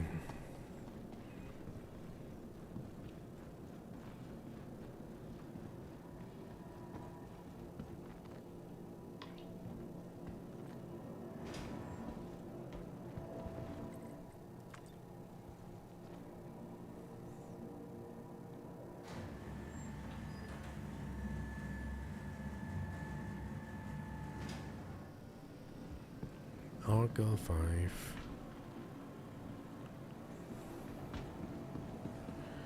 So looking for the elevator to the Galleria. Should be over here. Yes.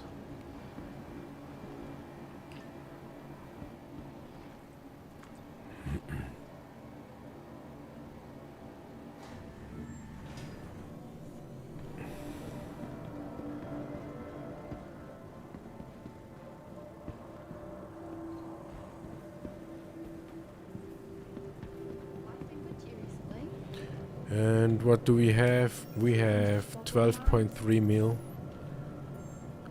And we have at Oracle 5 almost 500 SUs of diamond.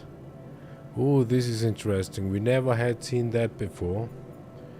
That somebody else brought diamond up here. So, but this is a green arrow. We have a high chance that we can sell all. And you see here, we can actually... No, we cannot sell all. It's only 2 mil. And that means in exactly 2.5 hours, 14 mil. That would be something like 6 mil. So we need to come back. Oh, we didn't expect that. We need to come back in order to sell everything. 2 mil, 2 mil.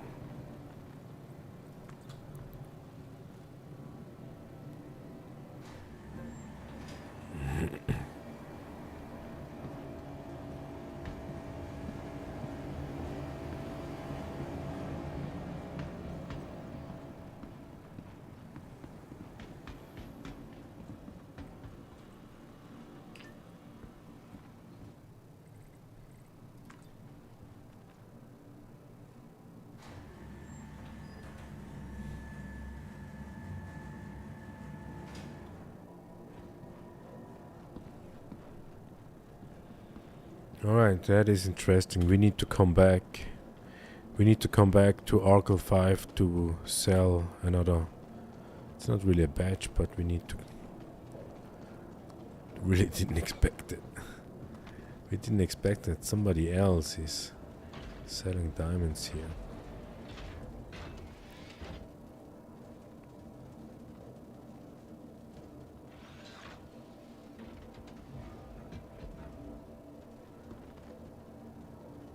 Come on.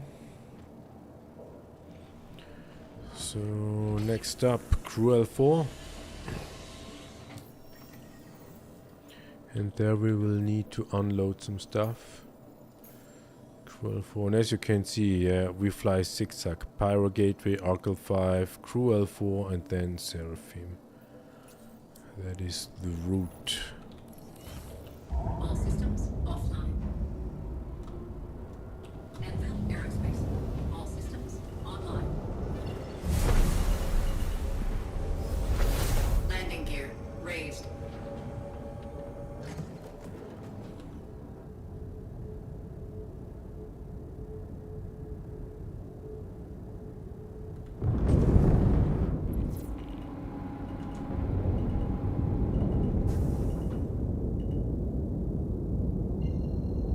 Yeah, did you see that? We have now 300 miles per second, and you see it slows down. As soon as you switch from pilot seat to outside view, it slows down. It's another way to sink your time.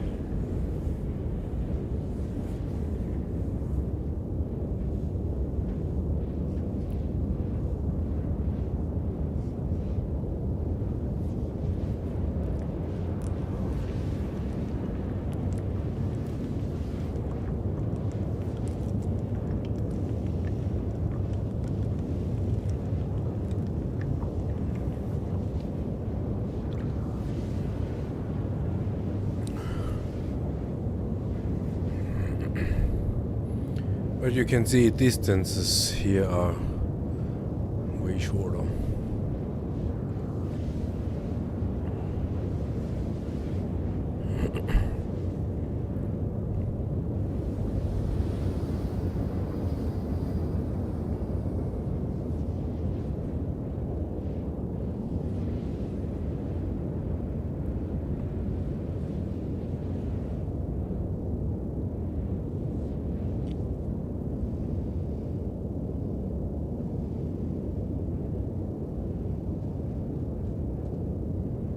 Quantum drive is now.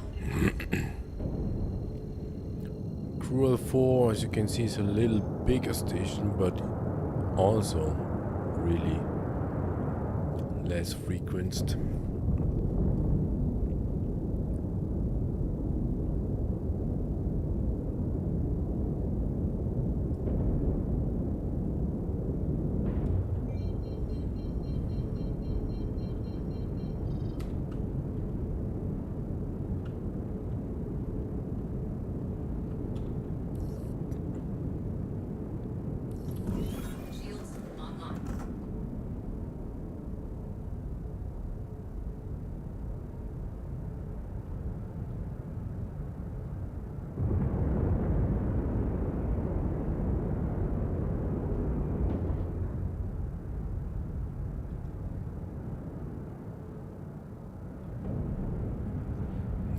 not coming from below.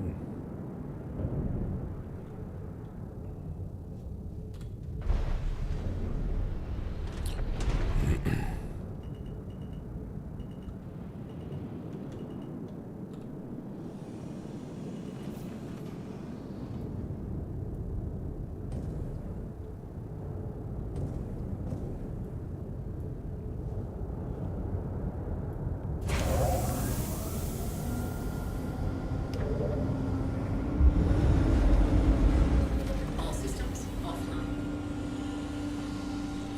Crew L4, we unload Technos route.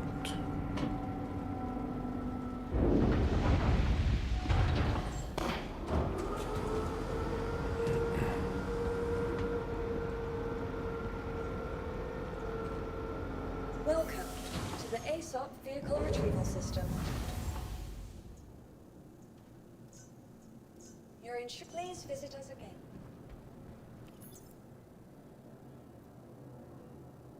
And as you can see, we have here boxes already.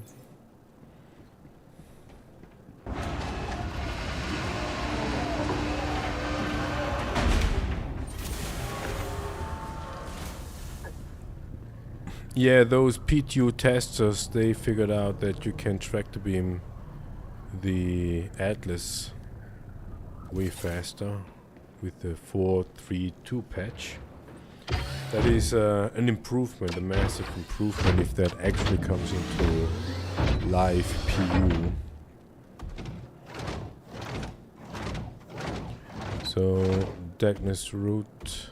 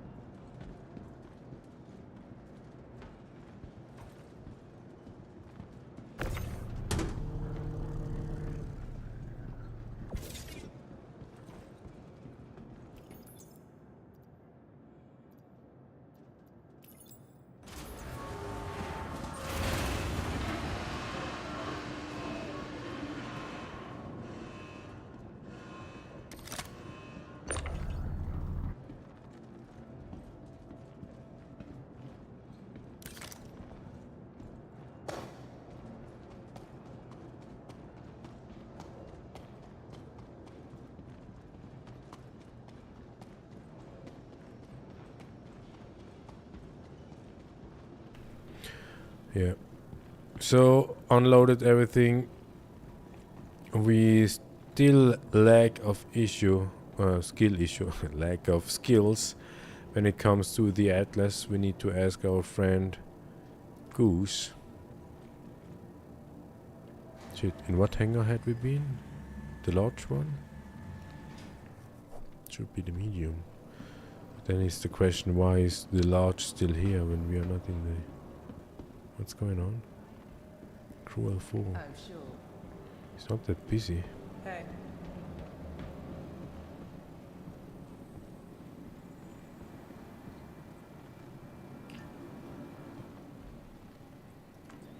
Oh, interaction delay starts again. No. So here, Cruel 4, we have a no question asked terminal in the locker room. And at this terminal we sell sunset berries. And here we got a huge problem. First of all, this is not a problem. Almost nobody does sunset berries here. 56, and that is the reason why we do the sunset berries here, because nobody else is doing. But why do we have Pit and Boo here? Sunset berries, 176 SUs. You only can buy 10 SU at a time. We went 17 times, and when we sell 25 2 SU boxes, that would be 50 SU. We can sell 50 SU at a time. We sell, and that will give us 2.8 mil. We are now 2 hours and 45 minutes in. We can say almost 3 hours. That is almost an 18 mil. Divided by 3 is still 6 mil.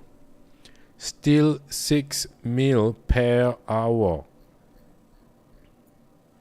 Here you can see max inventory 50, and somebody is doing audio visual equipment 10,000 SU. Who the fuck is bringing 10,000 SUs of audio visual here? Boah. Hey, if you are the guy bringing 10,000 SUs of audio visual equipment to Crew L4, if you watch this video, hit us up. Hit us up. We want to meet. We want to meet. You already qualified yourself to be part of our crew.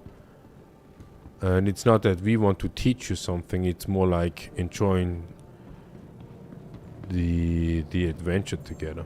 And here at the other terminal, we still have 17 mil. Here we can do the usual commodity. And when we already have a check. We always have a check to make sure that nobody else is doing it. And here we have Technos root. 524 SUs of Technos root. And it is a green arrow. That means we probably can sell all. Click on sell all. 11.1 mil. Still in the same 3 hours. Let's have a check what happens here. Successfully. And no, the fuck, we need to come back for Technos root. We need to come back anyways for the sunset berries. But we have now 28 mil within 3 hours. That is almost 10 mil per hour. So we need to pick up this Pit and Boo here. For some reason, this Pit and Boo has nothing to do here.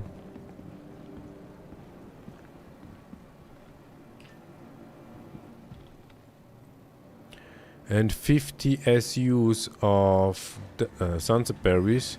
We need, yeah, inset. At least we are back on 28. Input lagging, massive. I mean, if you would be in a shootout, that would be an instant death. So let's see, did we come into the medium hangar? Yes. Medium ship, medium hangar.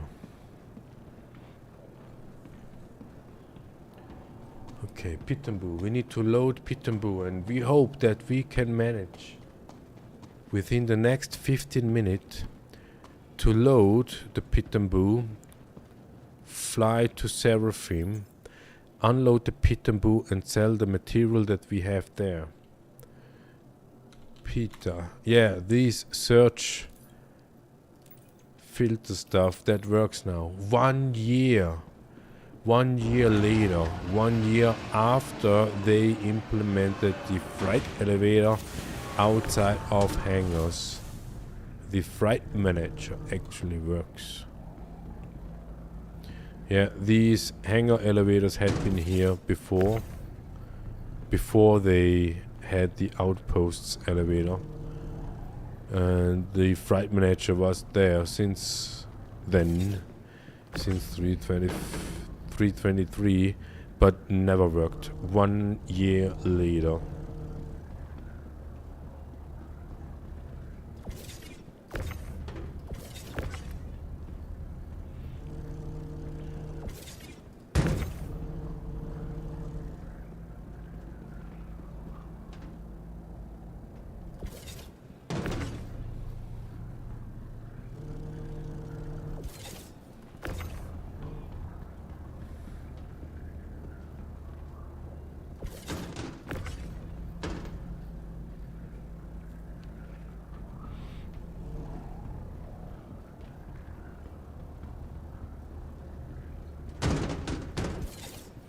Yeah.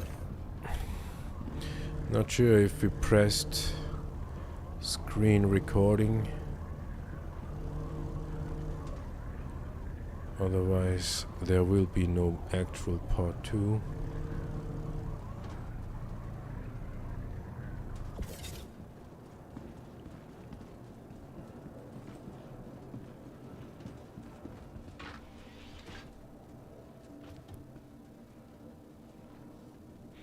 Seraphim.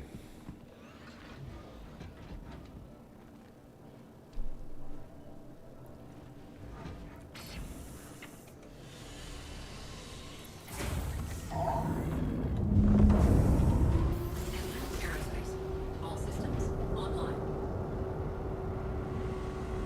Shields offline. Landing gear raised.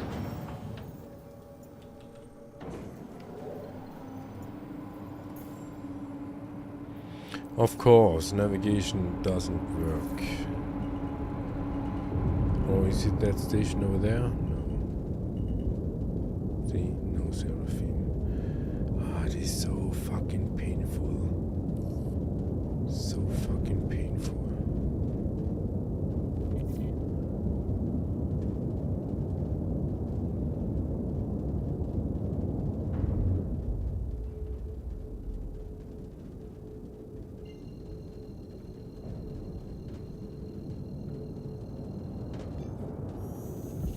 Drive is now on.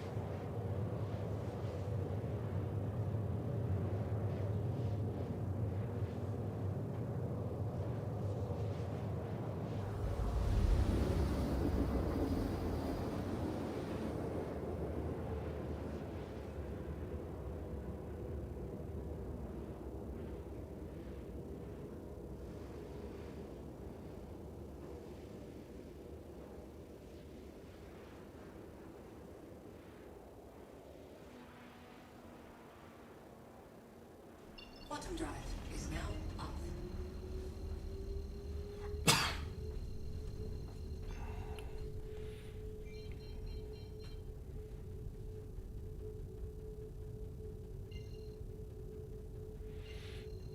Yeah, you do not need to fly around, jump around. You can go straight to Orison. And once you are nearby, Seraphim, we just cut the power.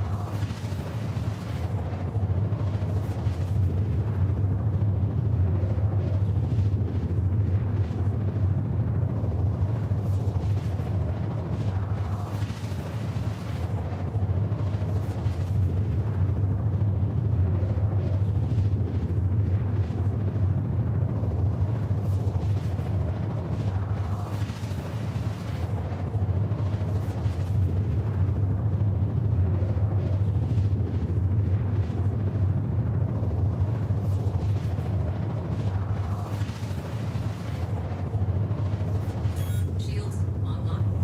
Shields offline. See, that's what we meant.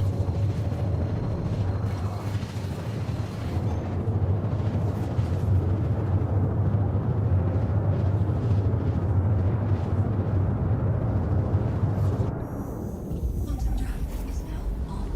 Quantum drive is now off.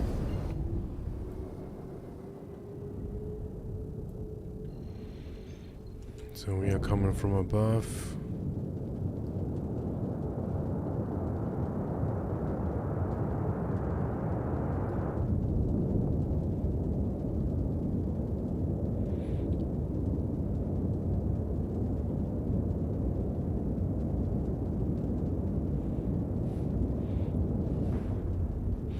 Yeah, for that we didn't join our friend charts, which are usually low pop. Shields online. There are not so many players around. Shields hit. Fuck. Yeah, station turrets are the worst enemies.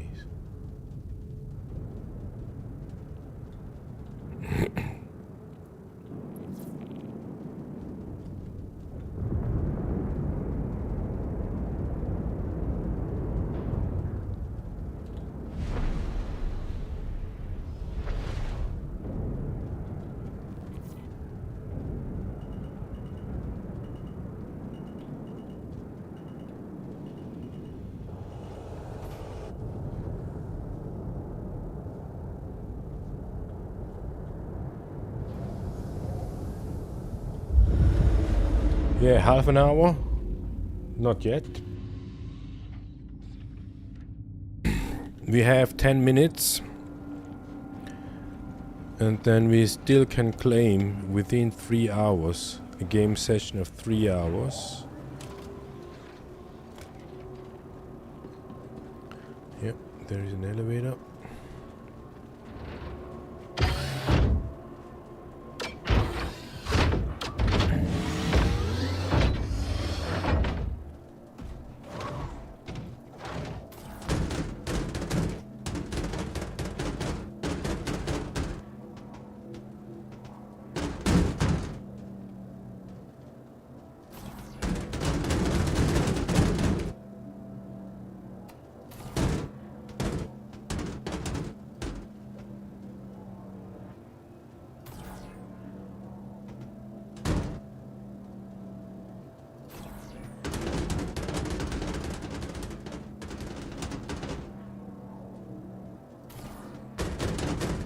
Yeah, it looks slow, but it's even faster when we... It's faster than if we would use the Super Max.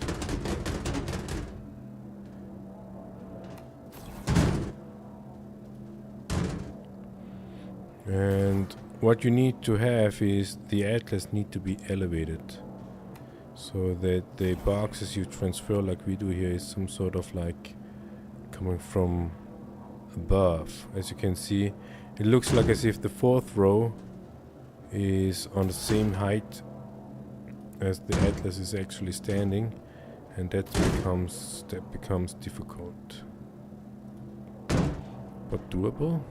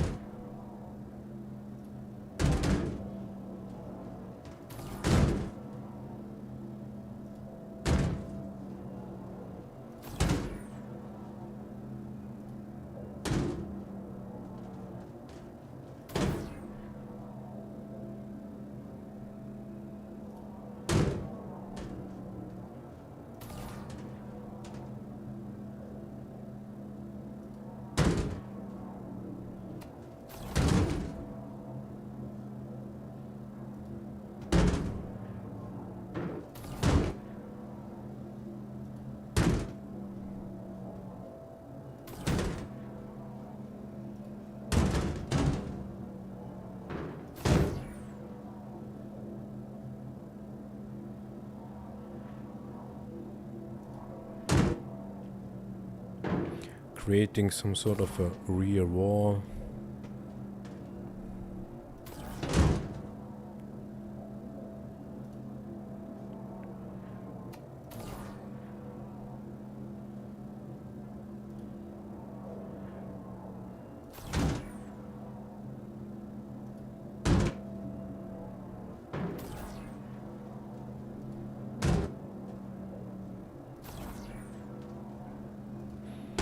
Yeah, the clock is tight.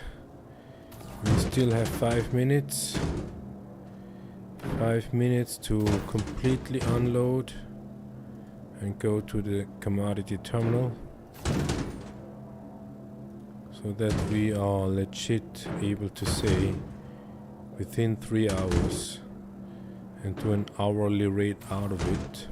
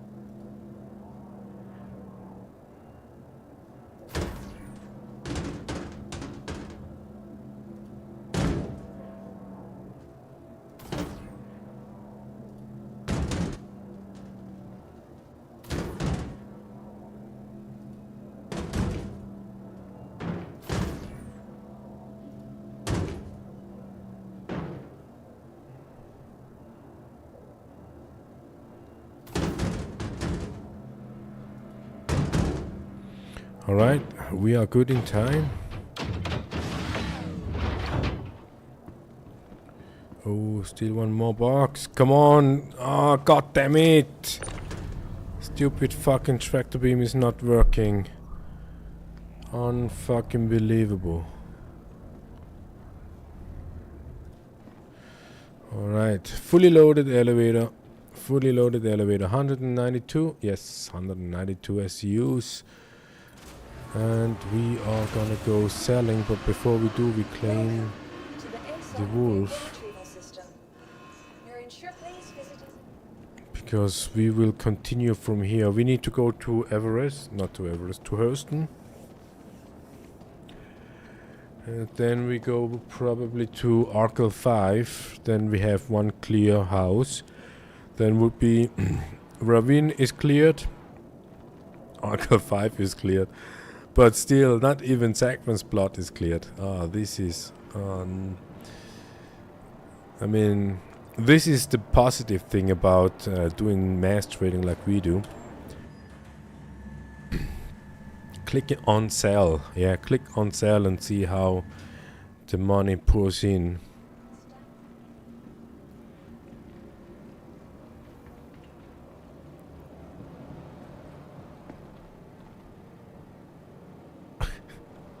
Mustang.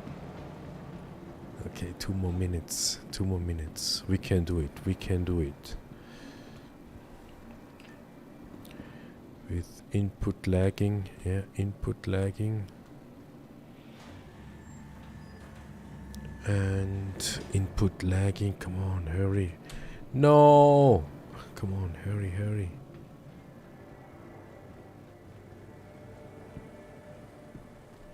It's also interesting, it's only the keyboard, it's not the mouse. And both are on the same USB hub. Alright. Come on. Please. 28, please. 28.3 mil. So we have a check on everything. Everything what we can sell here is out of stock. Everything at Seraphim is out of stock. And what do we have? We have 516 SCUs of Pitambu, 28.3 mil right now. Run it up. 28.4 mil. Pitambu is out of stock. We can sell all 8 mil, 8.6 mil. It's not that much actually. 500 SCU for 8 mil is not that much. No, that's why we couldn't sell everything. Pitambu 400 SUs is max we can sell. We are now at a 37 mil. That is almost 10 mil plus. We haven't seen the 10 mil, but it is damn it much. Goldman 516. Let's have a check. How much? This number is not accurate. Oh, it might be. Yeah, it's almost 10 mil. 8.7 rounded up, 8.8 mil, and we are on 45 mil. We need to come back. We need to come back. We have maximum inventory, and here we can see we miscalculated. We thought that we can bring 600 SUs of Goldman 1. That is not true. We thought that we can bring 600 SUs of Pit Bamboo. That is not true. 400 is inventory maximum. We need to come back. If we can. Input lagging. Alright, so we are good, good. We have half time. Half time not in time, but in money.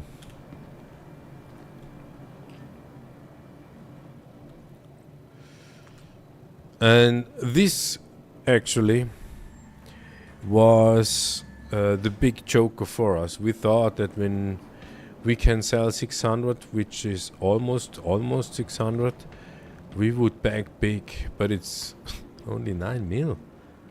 Damn.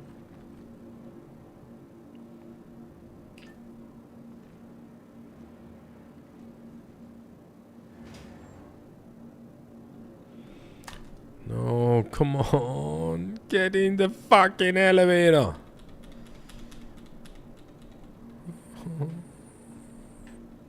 Come on. Do it.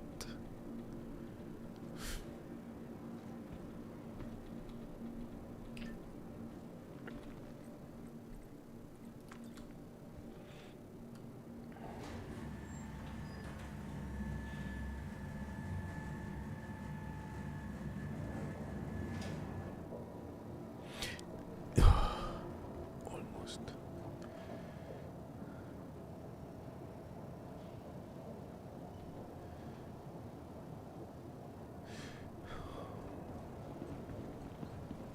Yeah, it actually hurts. It actually hurts. In 3 hours we made 45 mil. That is a 15 mil per hour.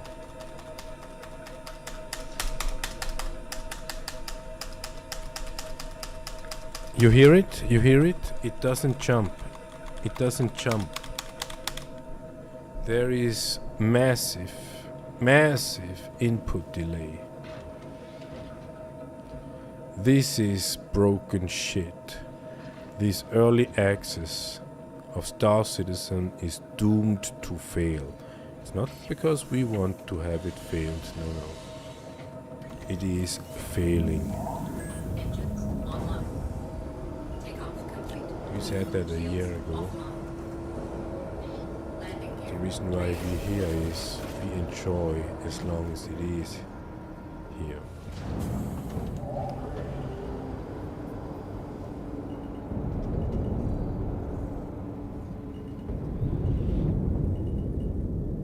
Okay, so we made it out of the hangar. Now we go to Hurston. Pinewood, to be more precise. Come on, get it hurts. It hurts.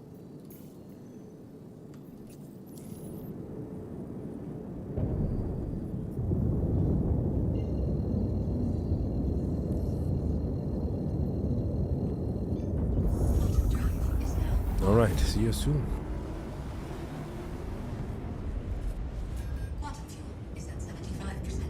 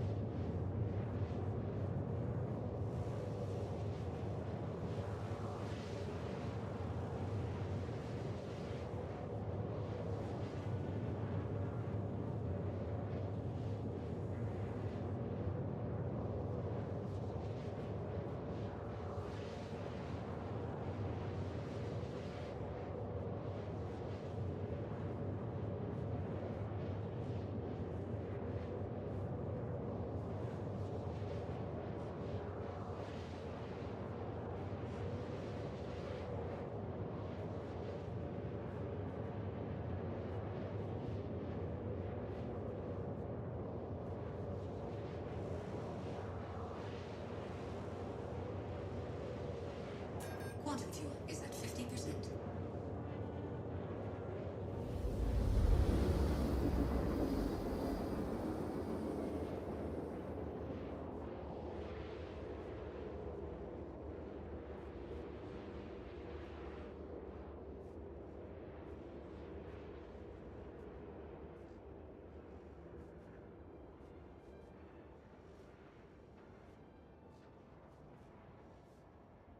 Quantum drive is now off.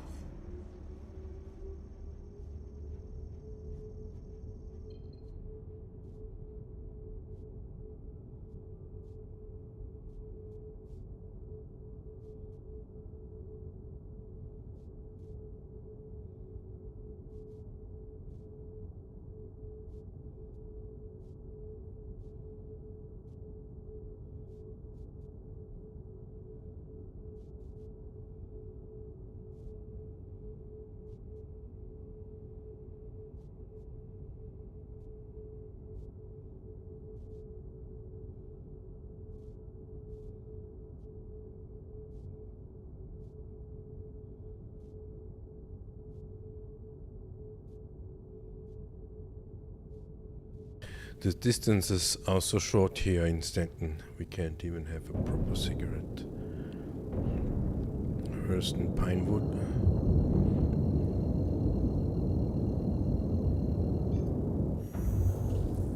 Bottom drive is now on.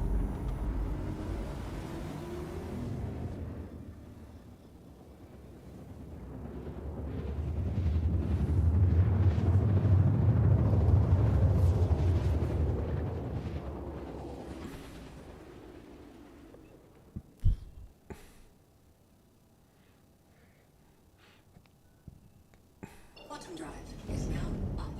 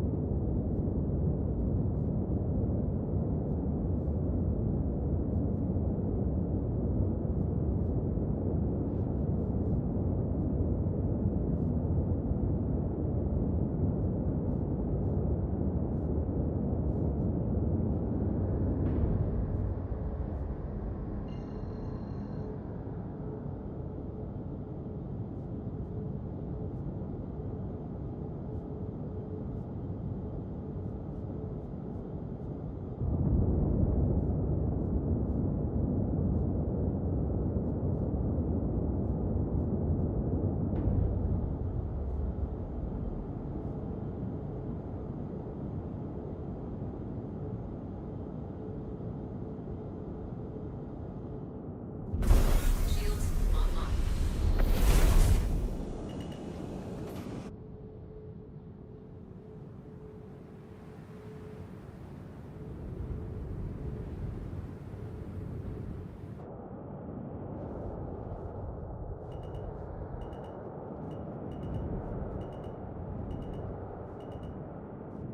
Engines online. Why are so many elevators here? Boxes here. Are the elevators blocked?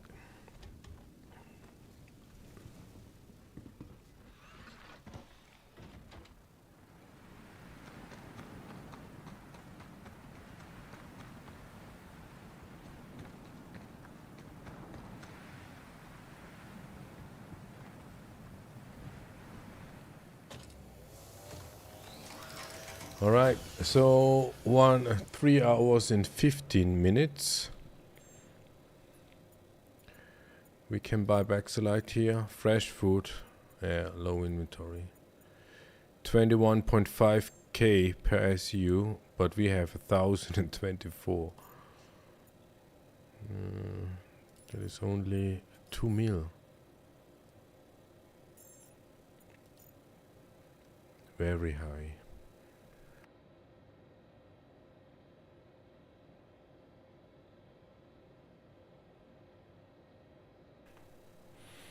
Yeah, question is now, should we leave it there? Should we risk? We can move the boxes to another location. But before we do that, we claim a small ship. Let's see if we can claim the Wolf.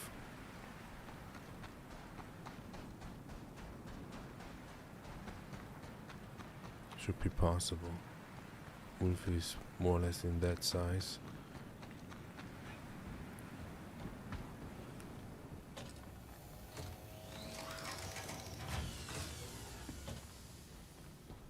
Welcome to the ASOP Vehicle Retrieval System. Your insurance claim has been sent. No. No. We Please visit us cannot again. get the Wolf here. Goodbye.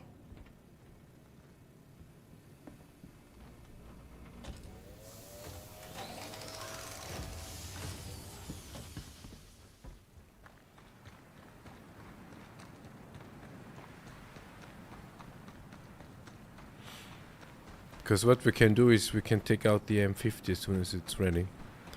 And then we can check other places where we can sell fresh food. And then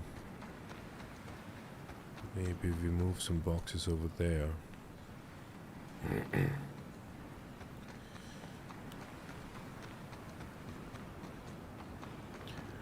But maybe not.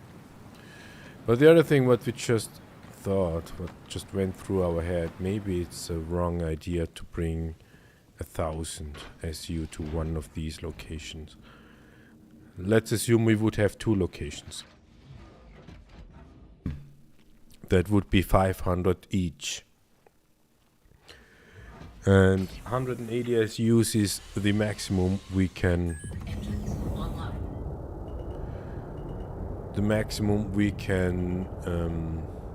sell at the time when it's empty. And as you had seen, it wasn't empty, so there is the risk. And that is actually also the dilemma of fresh food. A lot of people doing that. And the chance that inventory is out of stock is on Monday the highest, but today is Tuesday. So a lot of people doing that kind of stuff. And when we would move the boxes to another location where we also can sell fresh food, we need to be fast if it's out of stock there.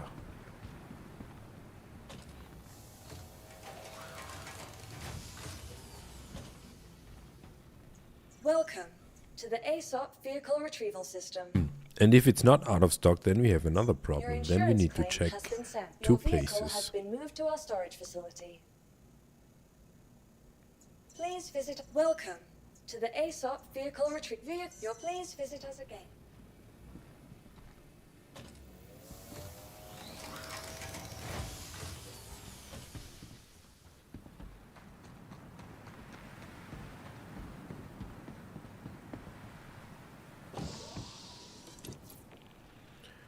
What do we check? Hadley? Should we check Hadley or should we check Oracle 5 first? Origin Jumpworks at your service. Core system Oracle 5, there we have a high chance that we can sell everything now.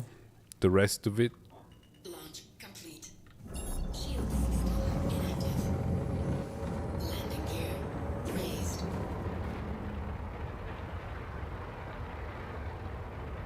yeah, we go to Oracle 5 first.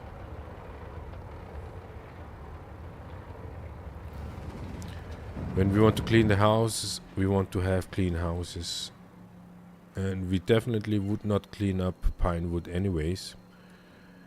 But we have the chance to clean up Oracle 5. Quantum drive activated.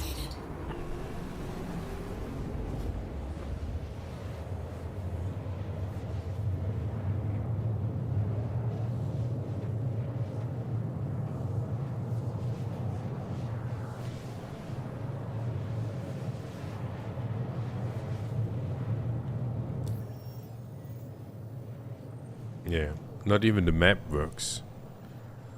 We cannot see where we are here.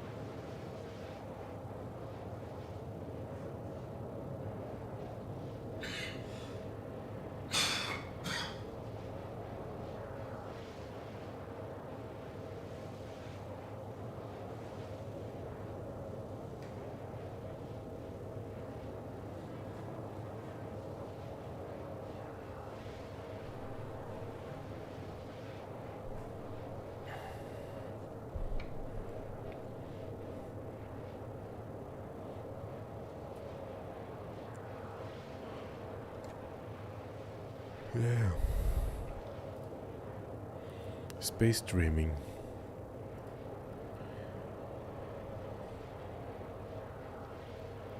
Automated turrets, what does that mean? Is that some sort of a PDC? There's the cockpit to the right hand side. Drake is on the left side, he is on the right. It kind of looks weird. Yeah, the cockpit looks weird. 75%. There's a ducking color, which is cool.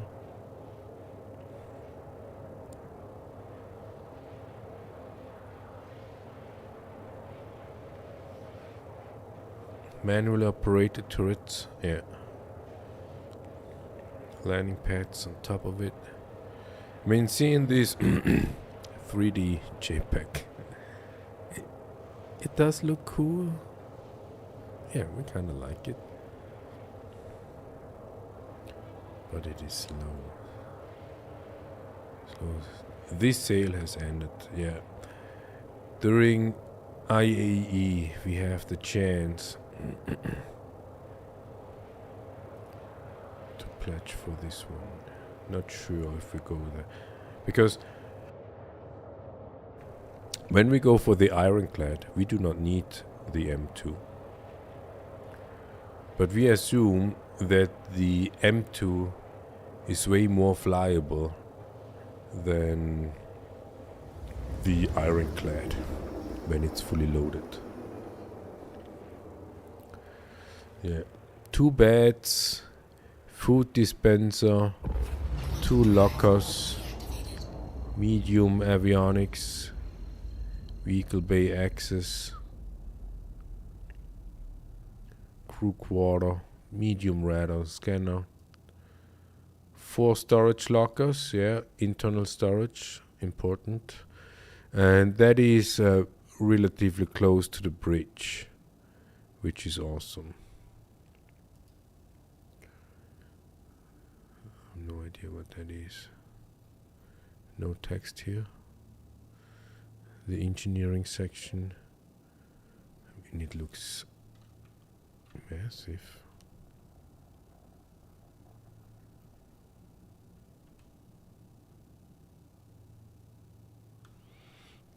The engineering section looks massive.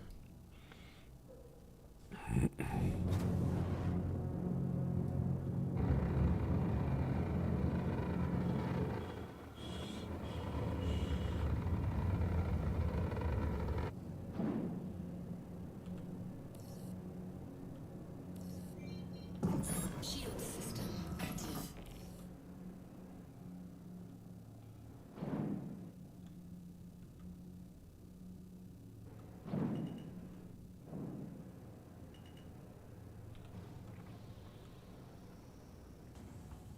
Landing gear deployed.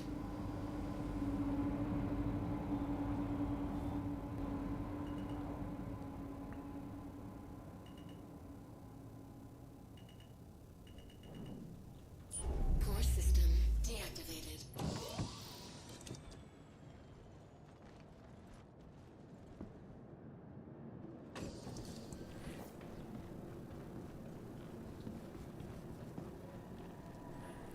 On the clock, we have 3.5 hours now.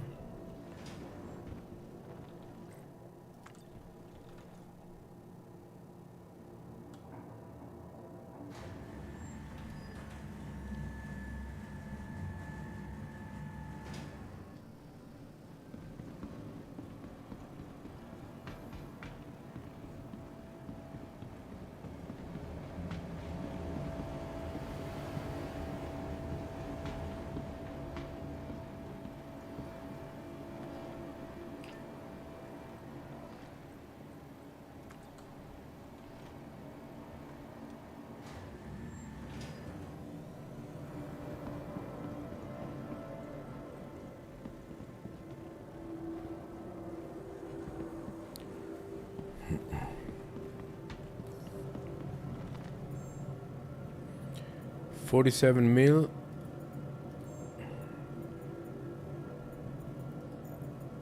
out of stock. Sell all 1 mil more. 48.6. Okay, not that bad. That means we have a high chance when we go to Seraphim that we also can sell the rest.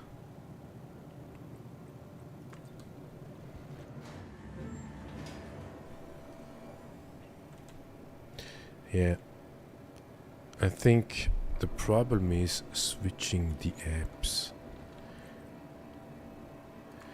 When we constantly press Alt Tab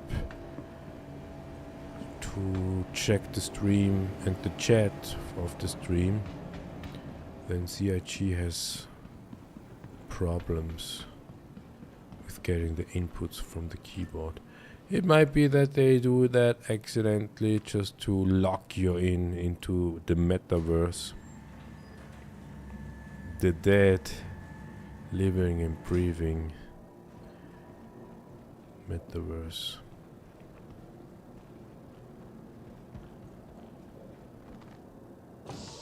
Did they increase the visuals of this ship?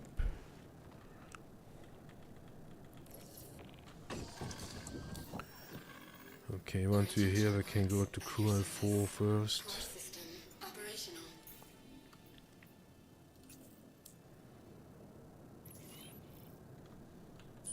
Core system deactivated. Origin jump works at your service. Core system operational. Landing gear raised.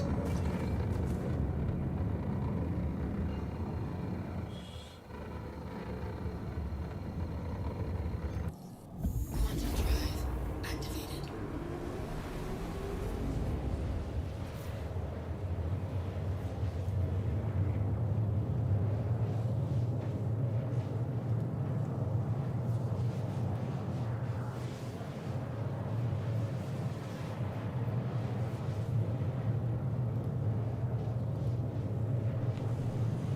There is a cargo access, whatever that means. An elevator, lift in British English. Large shields, large power plant, large coolers. These are all here locked in the engineering area, which makes sense. And they say it's a gravity generator. Yeah. Docking color. 8 suit lockers, even more suit lockers. This is awesome. 16 jump seats. Oh, this is interesting. We can transport even people in this ship. Would make sense, because imagine when we have small ships spawning on the pad, we need to deploy, and 2 people don't deploy with smaller ships. 6 suit lockers. Oh, suit lockers and storage lockers, not the same. Medium batteries.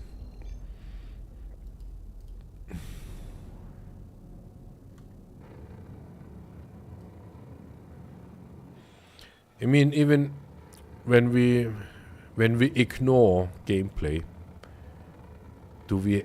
would that ship has purpose in our fleet? When we ignore that question, then we could say, for space streaming, the ship will be good enough. 9! Fuck.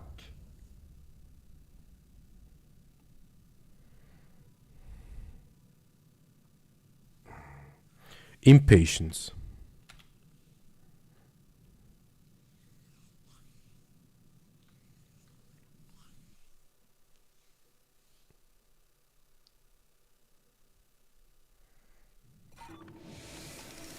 That is impatience, pure impatience. Skill issue. Wondering what kind of legs that are. Defiance cargo.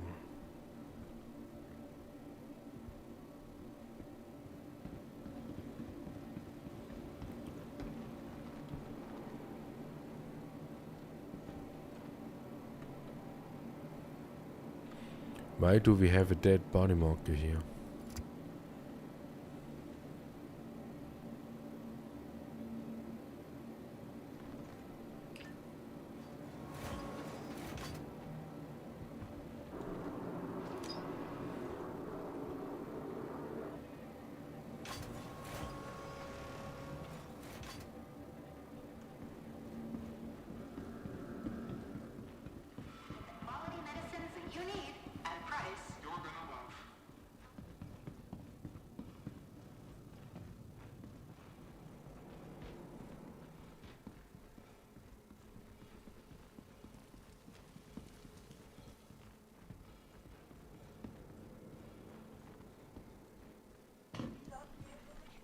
Welcome to the ASUS vehicle retrieval system. Your insurance claim has been met. Vehicle selected. Stand by. Your vehicle, please visit us again. Goodbye. Welcome to the ASUS vehicle retrieval system. Please visit us again. Goodbye.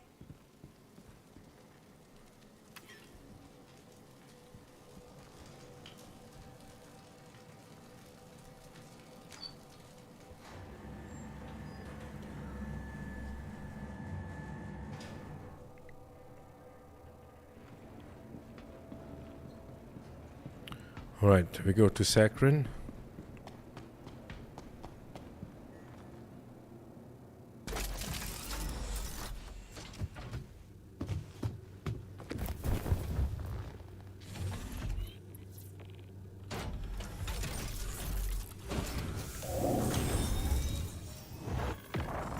Your adventure courtesy of Kruger Intergalactic.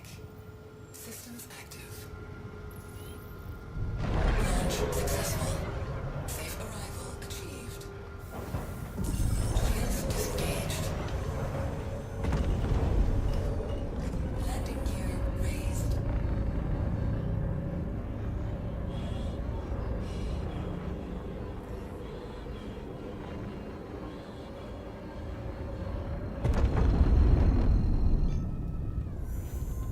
Quantum drive engaged.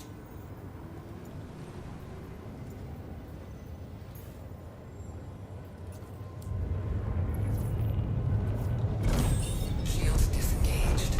Quantum drive disengaged.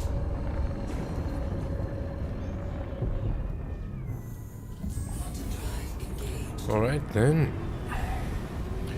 Have a look. So from the orientation, we do not... Oh, yeah, there. So this is the bridge with two lockers or storage lockers, whatever. And right behind is the shield generator or the engineering room. So from the pilot, from the bridge to the engineering room is pretty close. And interestingly is this lift here, this elevator, that basically goes from the bridge upwards. The question is, what is up there? What is up there? We would understand when it goes down to the lower here.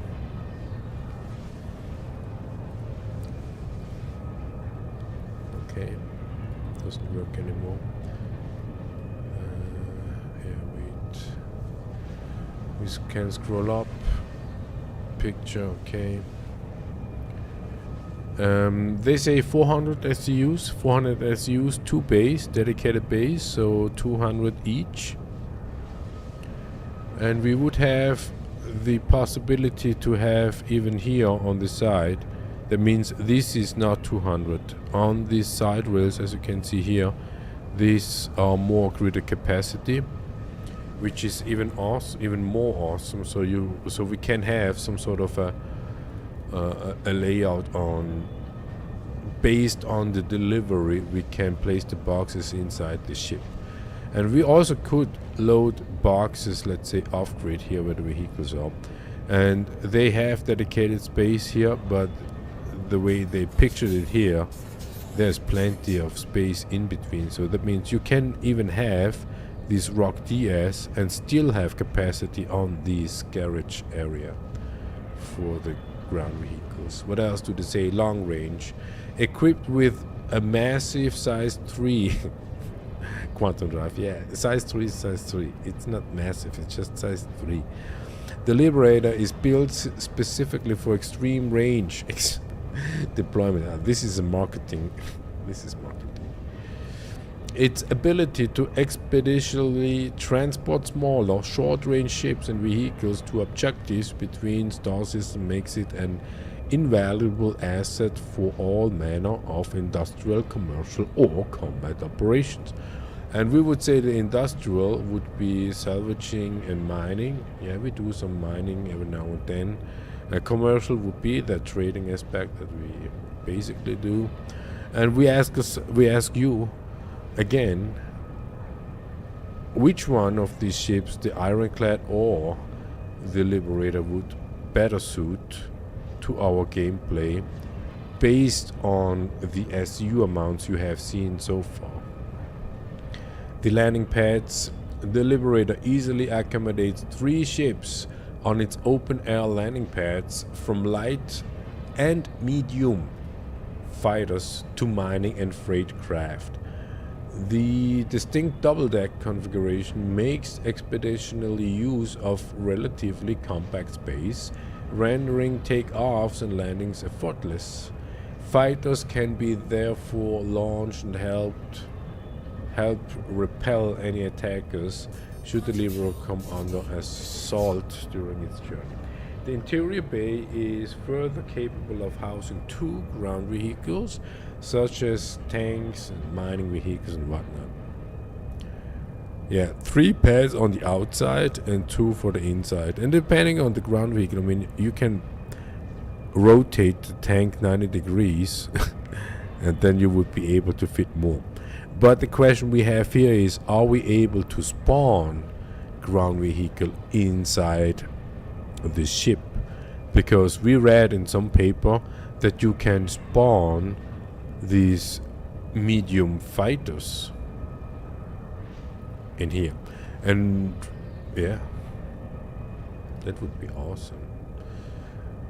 Go to distance with the Liberator light carrier, from the Navy's most ubiquitous fighters to massive warships and large-scale troop and vehicular transport. Anvil is synonymous with space combat and military operations, due in no small part to a laser focus on the mission at hand. Anvil continues its tradition of excellence with the Liberator, an open-air vehicle carrier that applies the tradition of long-range transport to smaller scale. Designed with the same quantum drive and long-distance capabilities of military-spec carriers like the M2 and Pathfinders, but tailored to the civilian market, the Liberator puts your fleet on the front lines of any operation.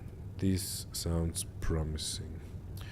Yeah, that industrial style would be some sort of mining. That's why we said something like a Prospector would fit in. That is a small ship. The Golem would fit in. That is a small ship. We also could fit a ground vehicle in it, like the Rock, and some cargo vehicle. Maybe not, but we could. But the fish would be a thing, yeah. We do not have the fish in our fleet because we do not die that often, and if we die, then we just die. But when we actually would do that, some sort of a long home alone, not home alone, home away. If we would do that home away aspect, and we do not want to carry that much food and drinks and whatnot, then it would be good when we would have some sort of a refilling ship.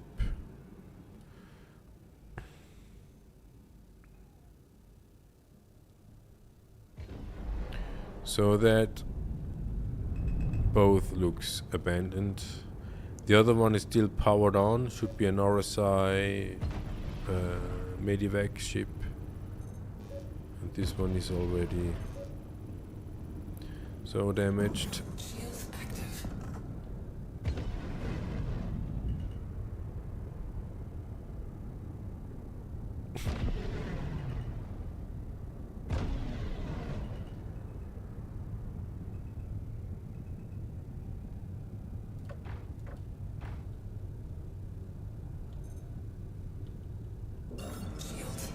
Shields active.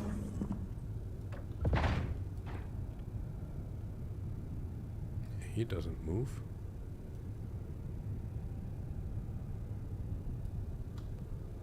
So question is, why is he dead?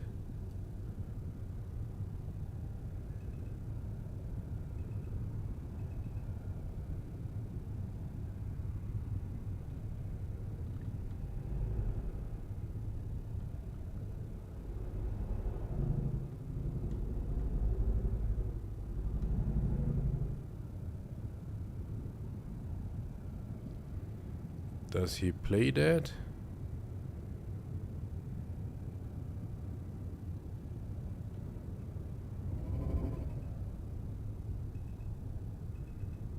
Power pin is still there.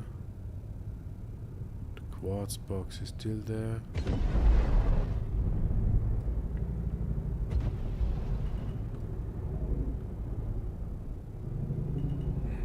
It's a little bit too big for this space here.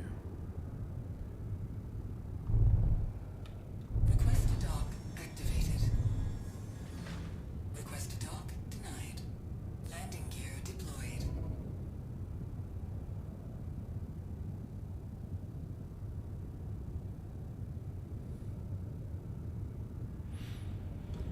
Yeah, we just need to go to the terminal and click sell. And even if we die, it would help us even. Safe arrival achieved.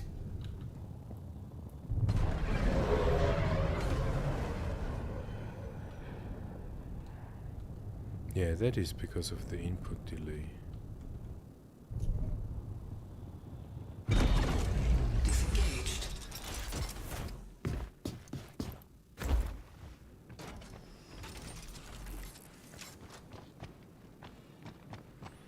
So diamond laminites, 3.5 hours.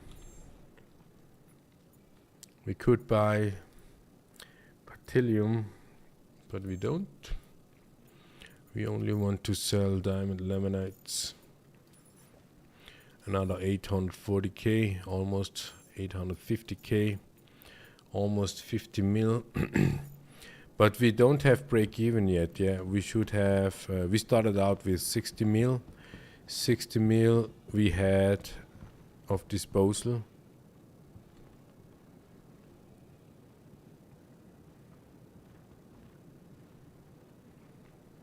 Yeah, that input delays is bad.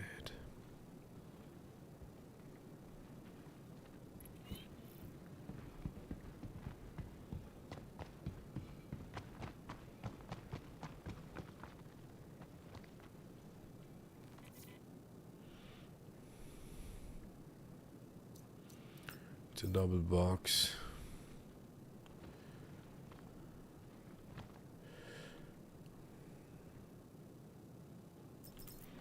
It doesn't work. Yeah, input delay massively. Again.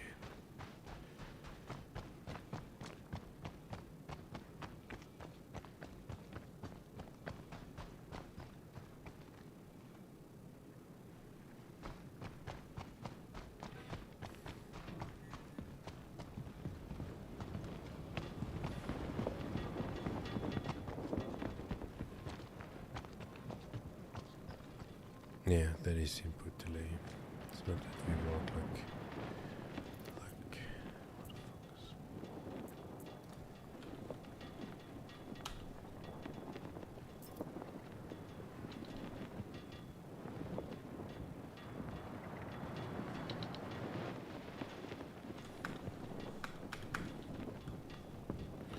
yeah.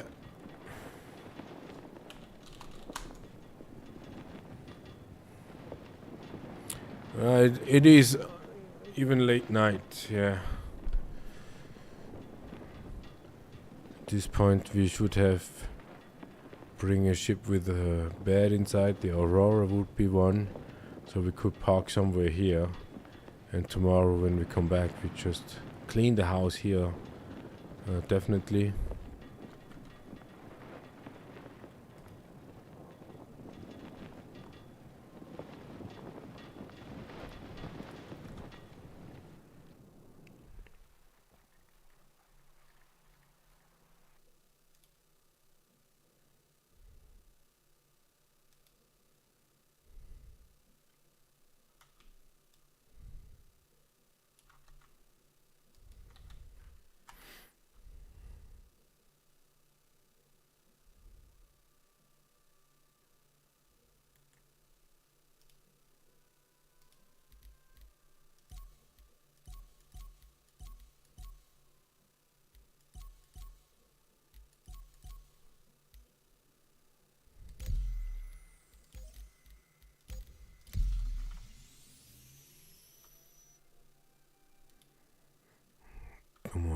one more run.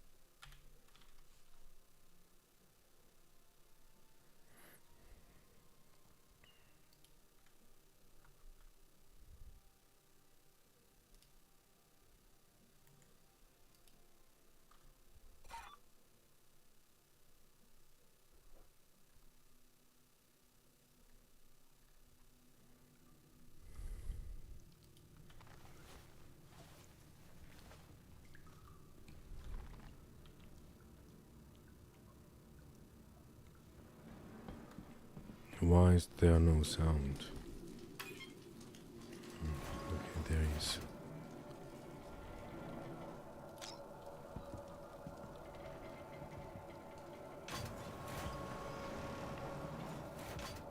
But input delay is still there.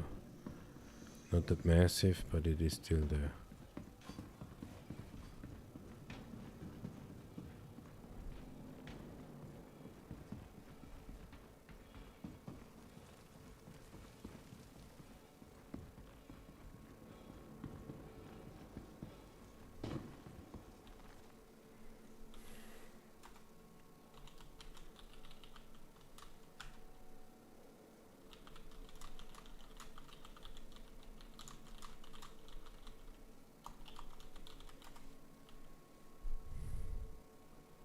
Welcome to the ASUS vehicle retrieval system.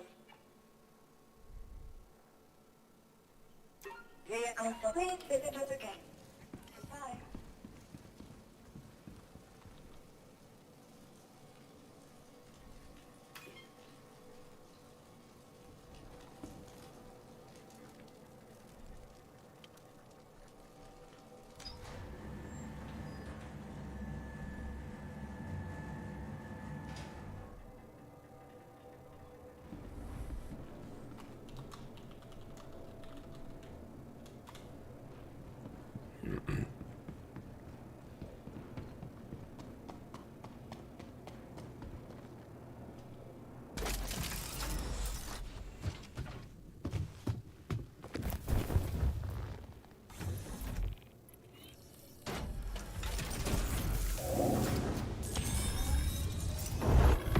Your adventure, courtesy of Kruger Intergalactic. Systems active. We go to Carnot View.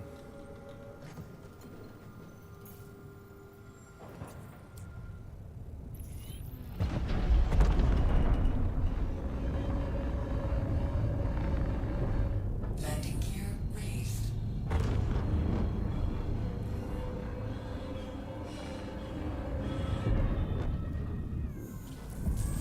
Alright, so then the Ironclad.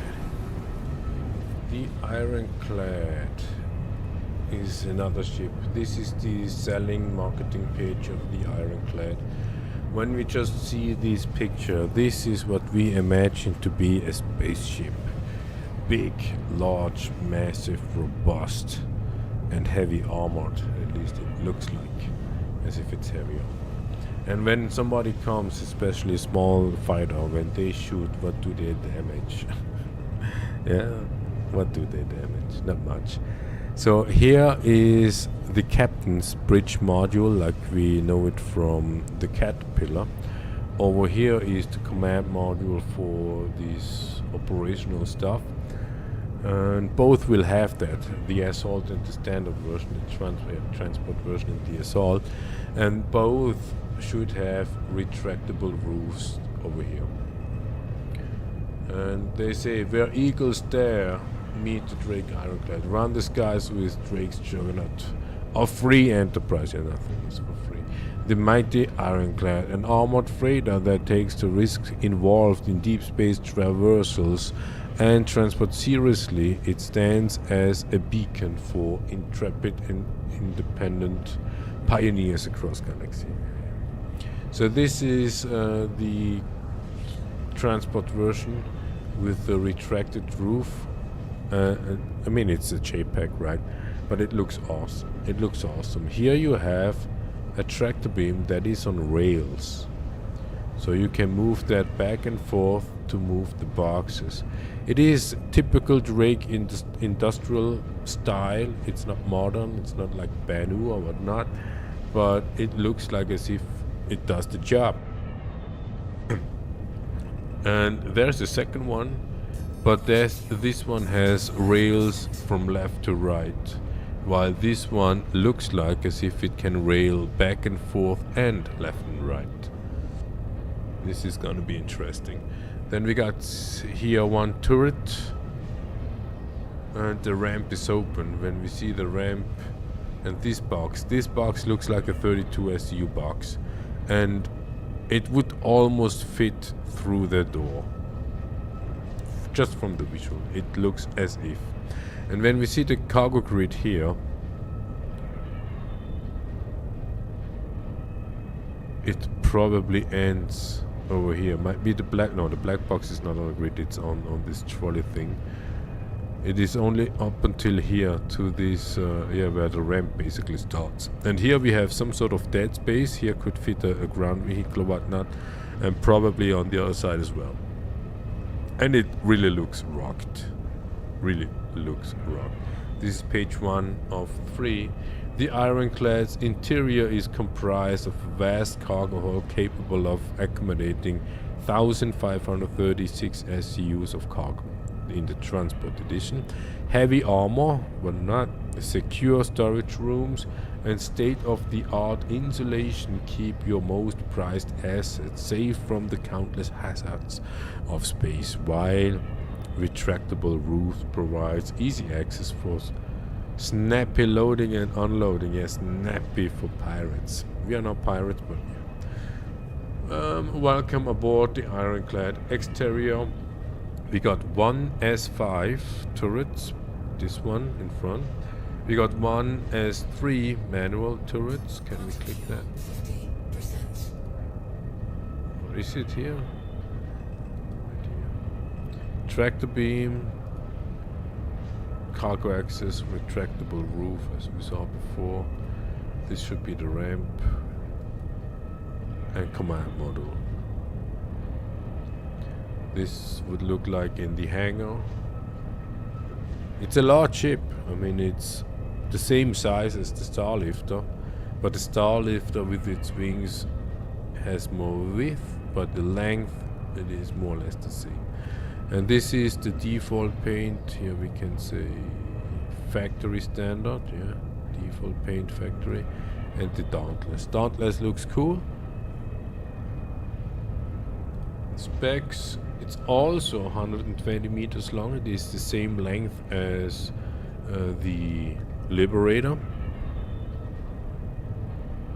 1,500. That is almost 4 times more cargo, but definitely no spawning ships, no ground vehicle will share the space basically. Full frontal. Meet the Ironclad Assault. The ultimate combined arms platform. The Ironclad Assault effortlessly carry heavy vehicles and squads of infantry with daunting auxiliary turrets providing direct support at the full service garage, capable of refueling, rearming, and even fabricating new components for ground vehicles. Who cares about ground vehicles? Yeah. And you have a truly self-sufficient beast capable of meeting anything or anybody standing in your way. Some space dreamers love the idea to repair ground vehicle. Yeah. So we arrived at Carnot View. We continue here. We want to. It's already late night, so we have now 4 hours. Is it? Yeah, 4 hours. We will do Carnot View and then we will be done for today. We need to go to Saccharin anyways. We need to go to Carnot View definitely anyways again. For tomorrow we will start at Shepherd's Rest again. And then we will have Sacrant's plot cleared out. So that means we will go first to Carnot View, do a batch, then we go to Sacrant, do the rest, come back to Carnot, but maybe that will be not an hour, so it wouldn't be worth to come back here, but we can go back to Stanton and do the Stanton run. And now we have 4 hours, almost 4 hours, and we made almost 50 mil. That is 10.25 mil per hour today. This stream on demand will be the proof of when we say we make, but we don't make, right? We don't really make 50 mil in 4 hours. No.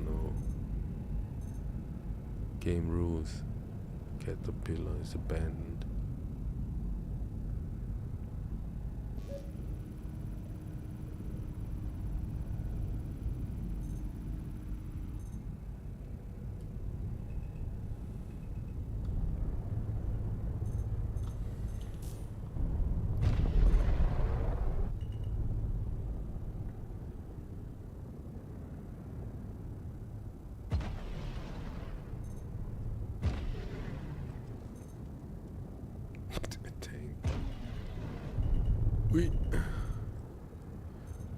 Request to dock activated. Yeah, commodity terminal. It has a dome. It has this Landing gear deployed. roof things and this plastic stuff. Systems disengaged.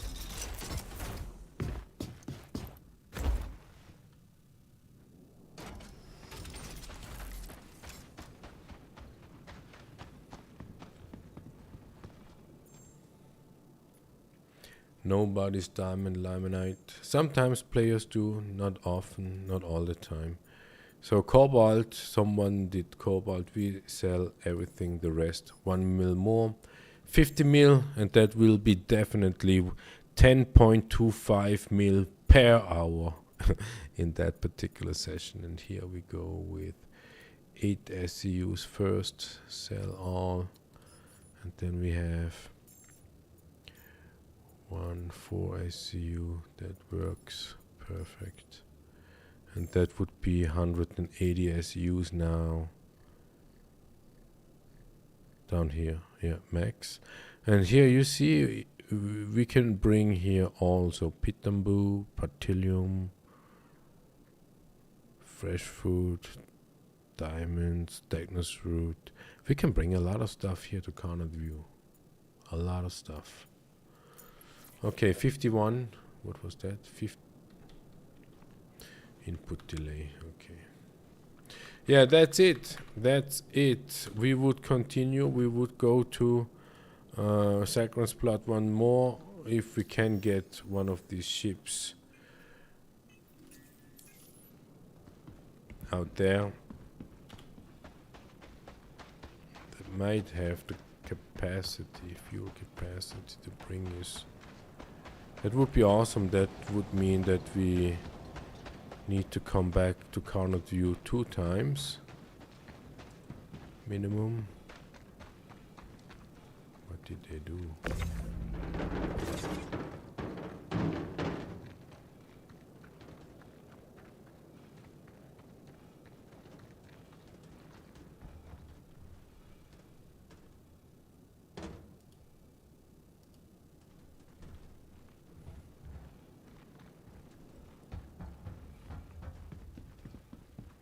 Yeah, when you do contract, you can abandon this stuff like this. Okay, so one thing is, this is something positive, right? When we go for the ironclad soon, and the ironclad will not come out this year, that means that we will get the Caterpillar as a loaner ship. And this proves that even when it's abandoned, other people cannot enter it through the bay. No, they can't enter to the bay. Ooh. I just thought that would be something like a security measurement.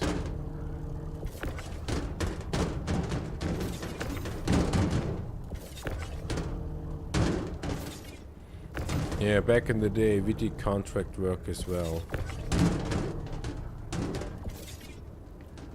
And we are absolutely happy about making money.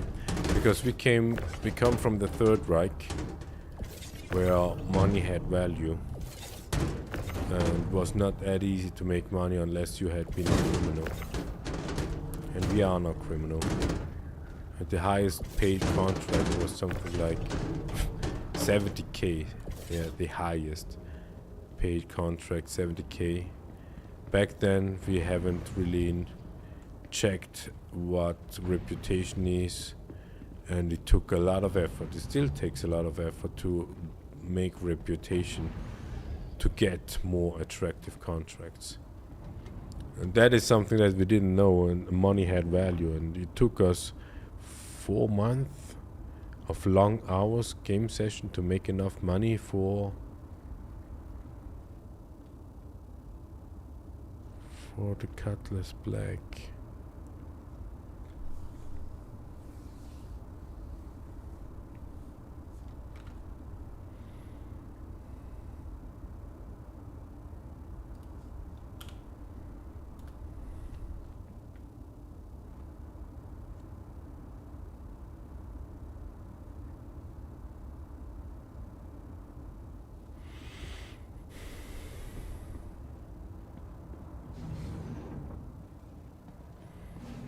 We do not.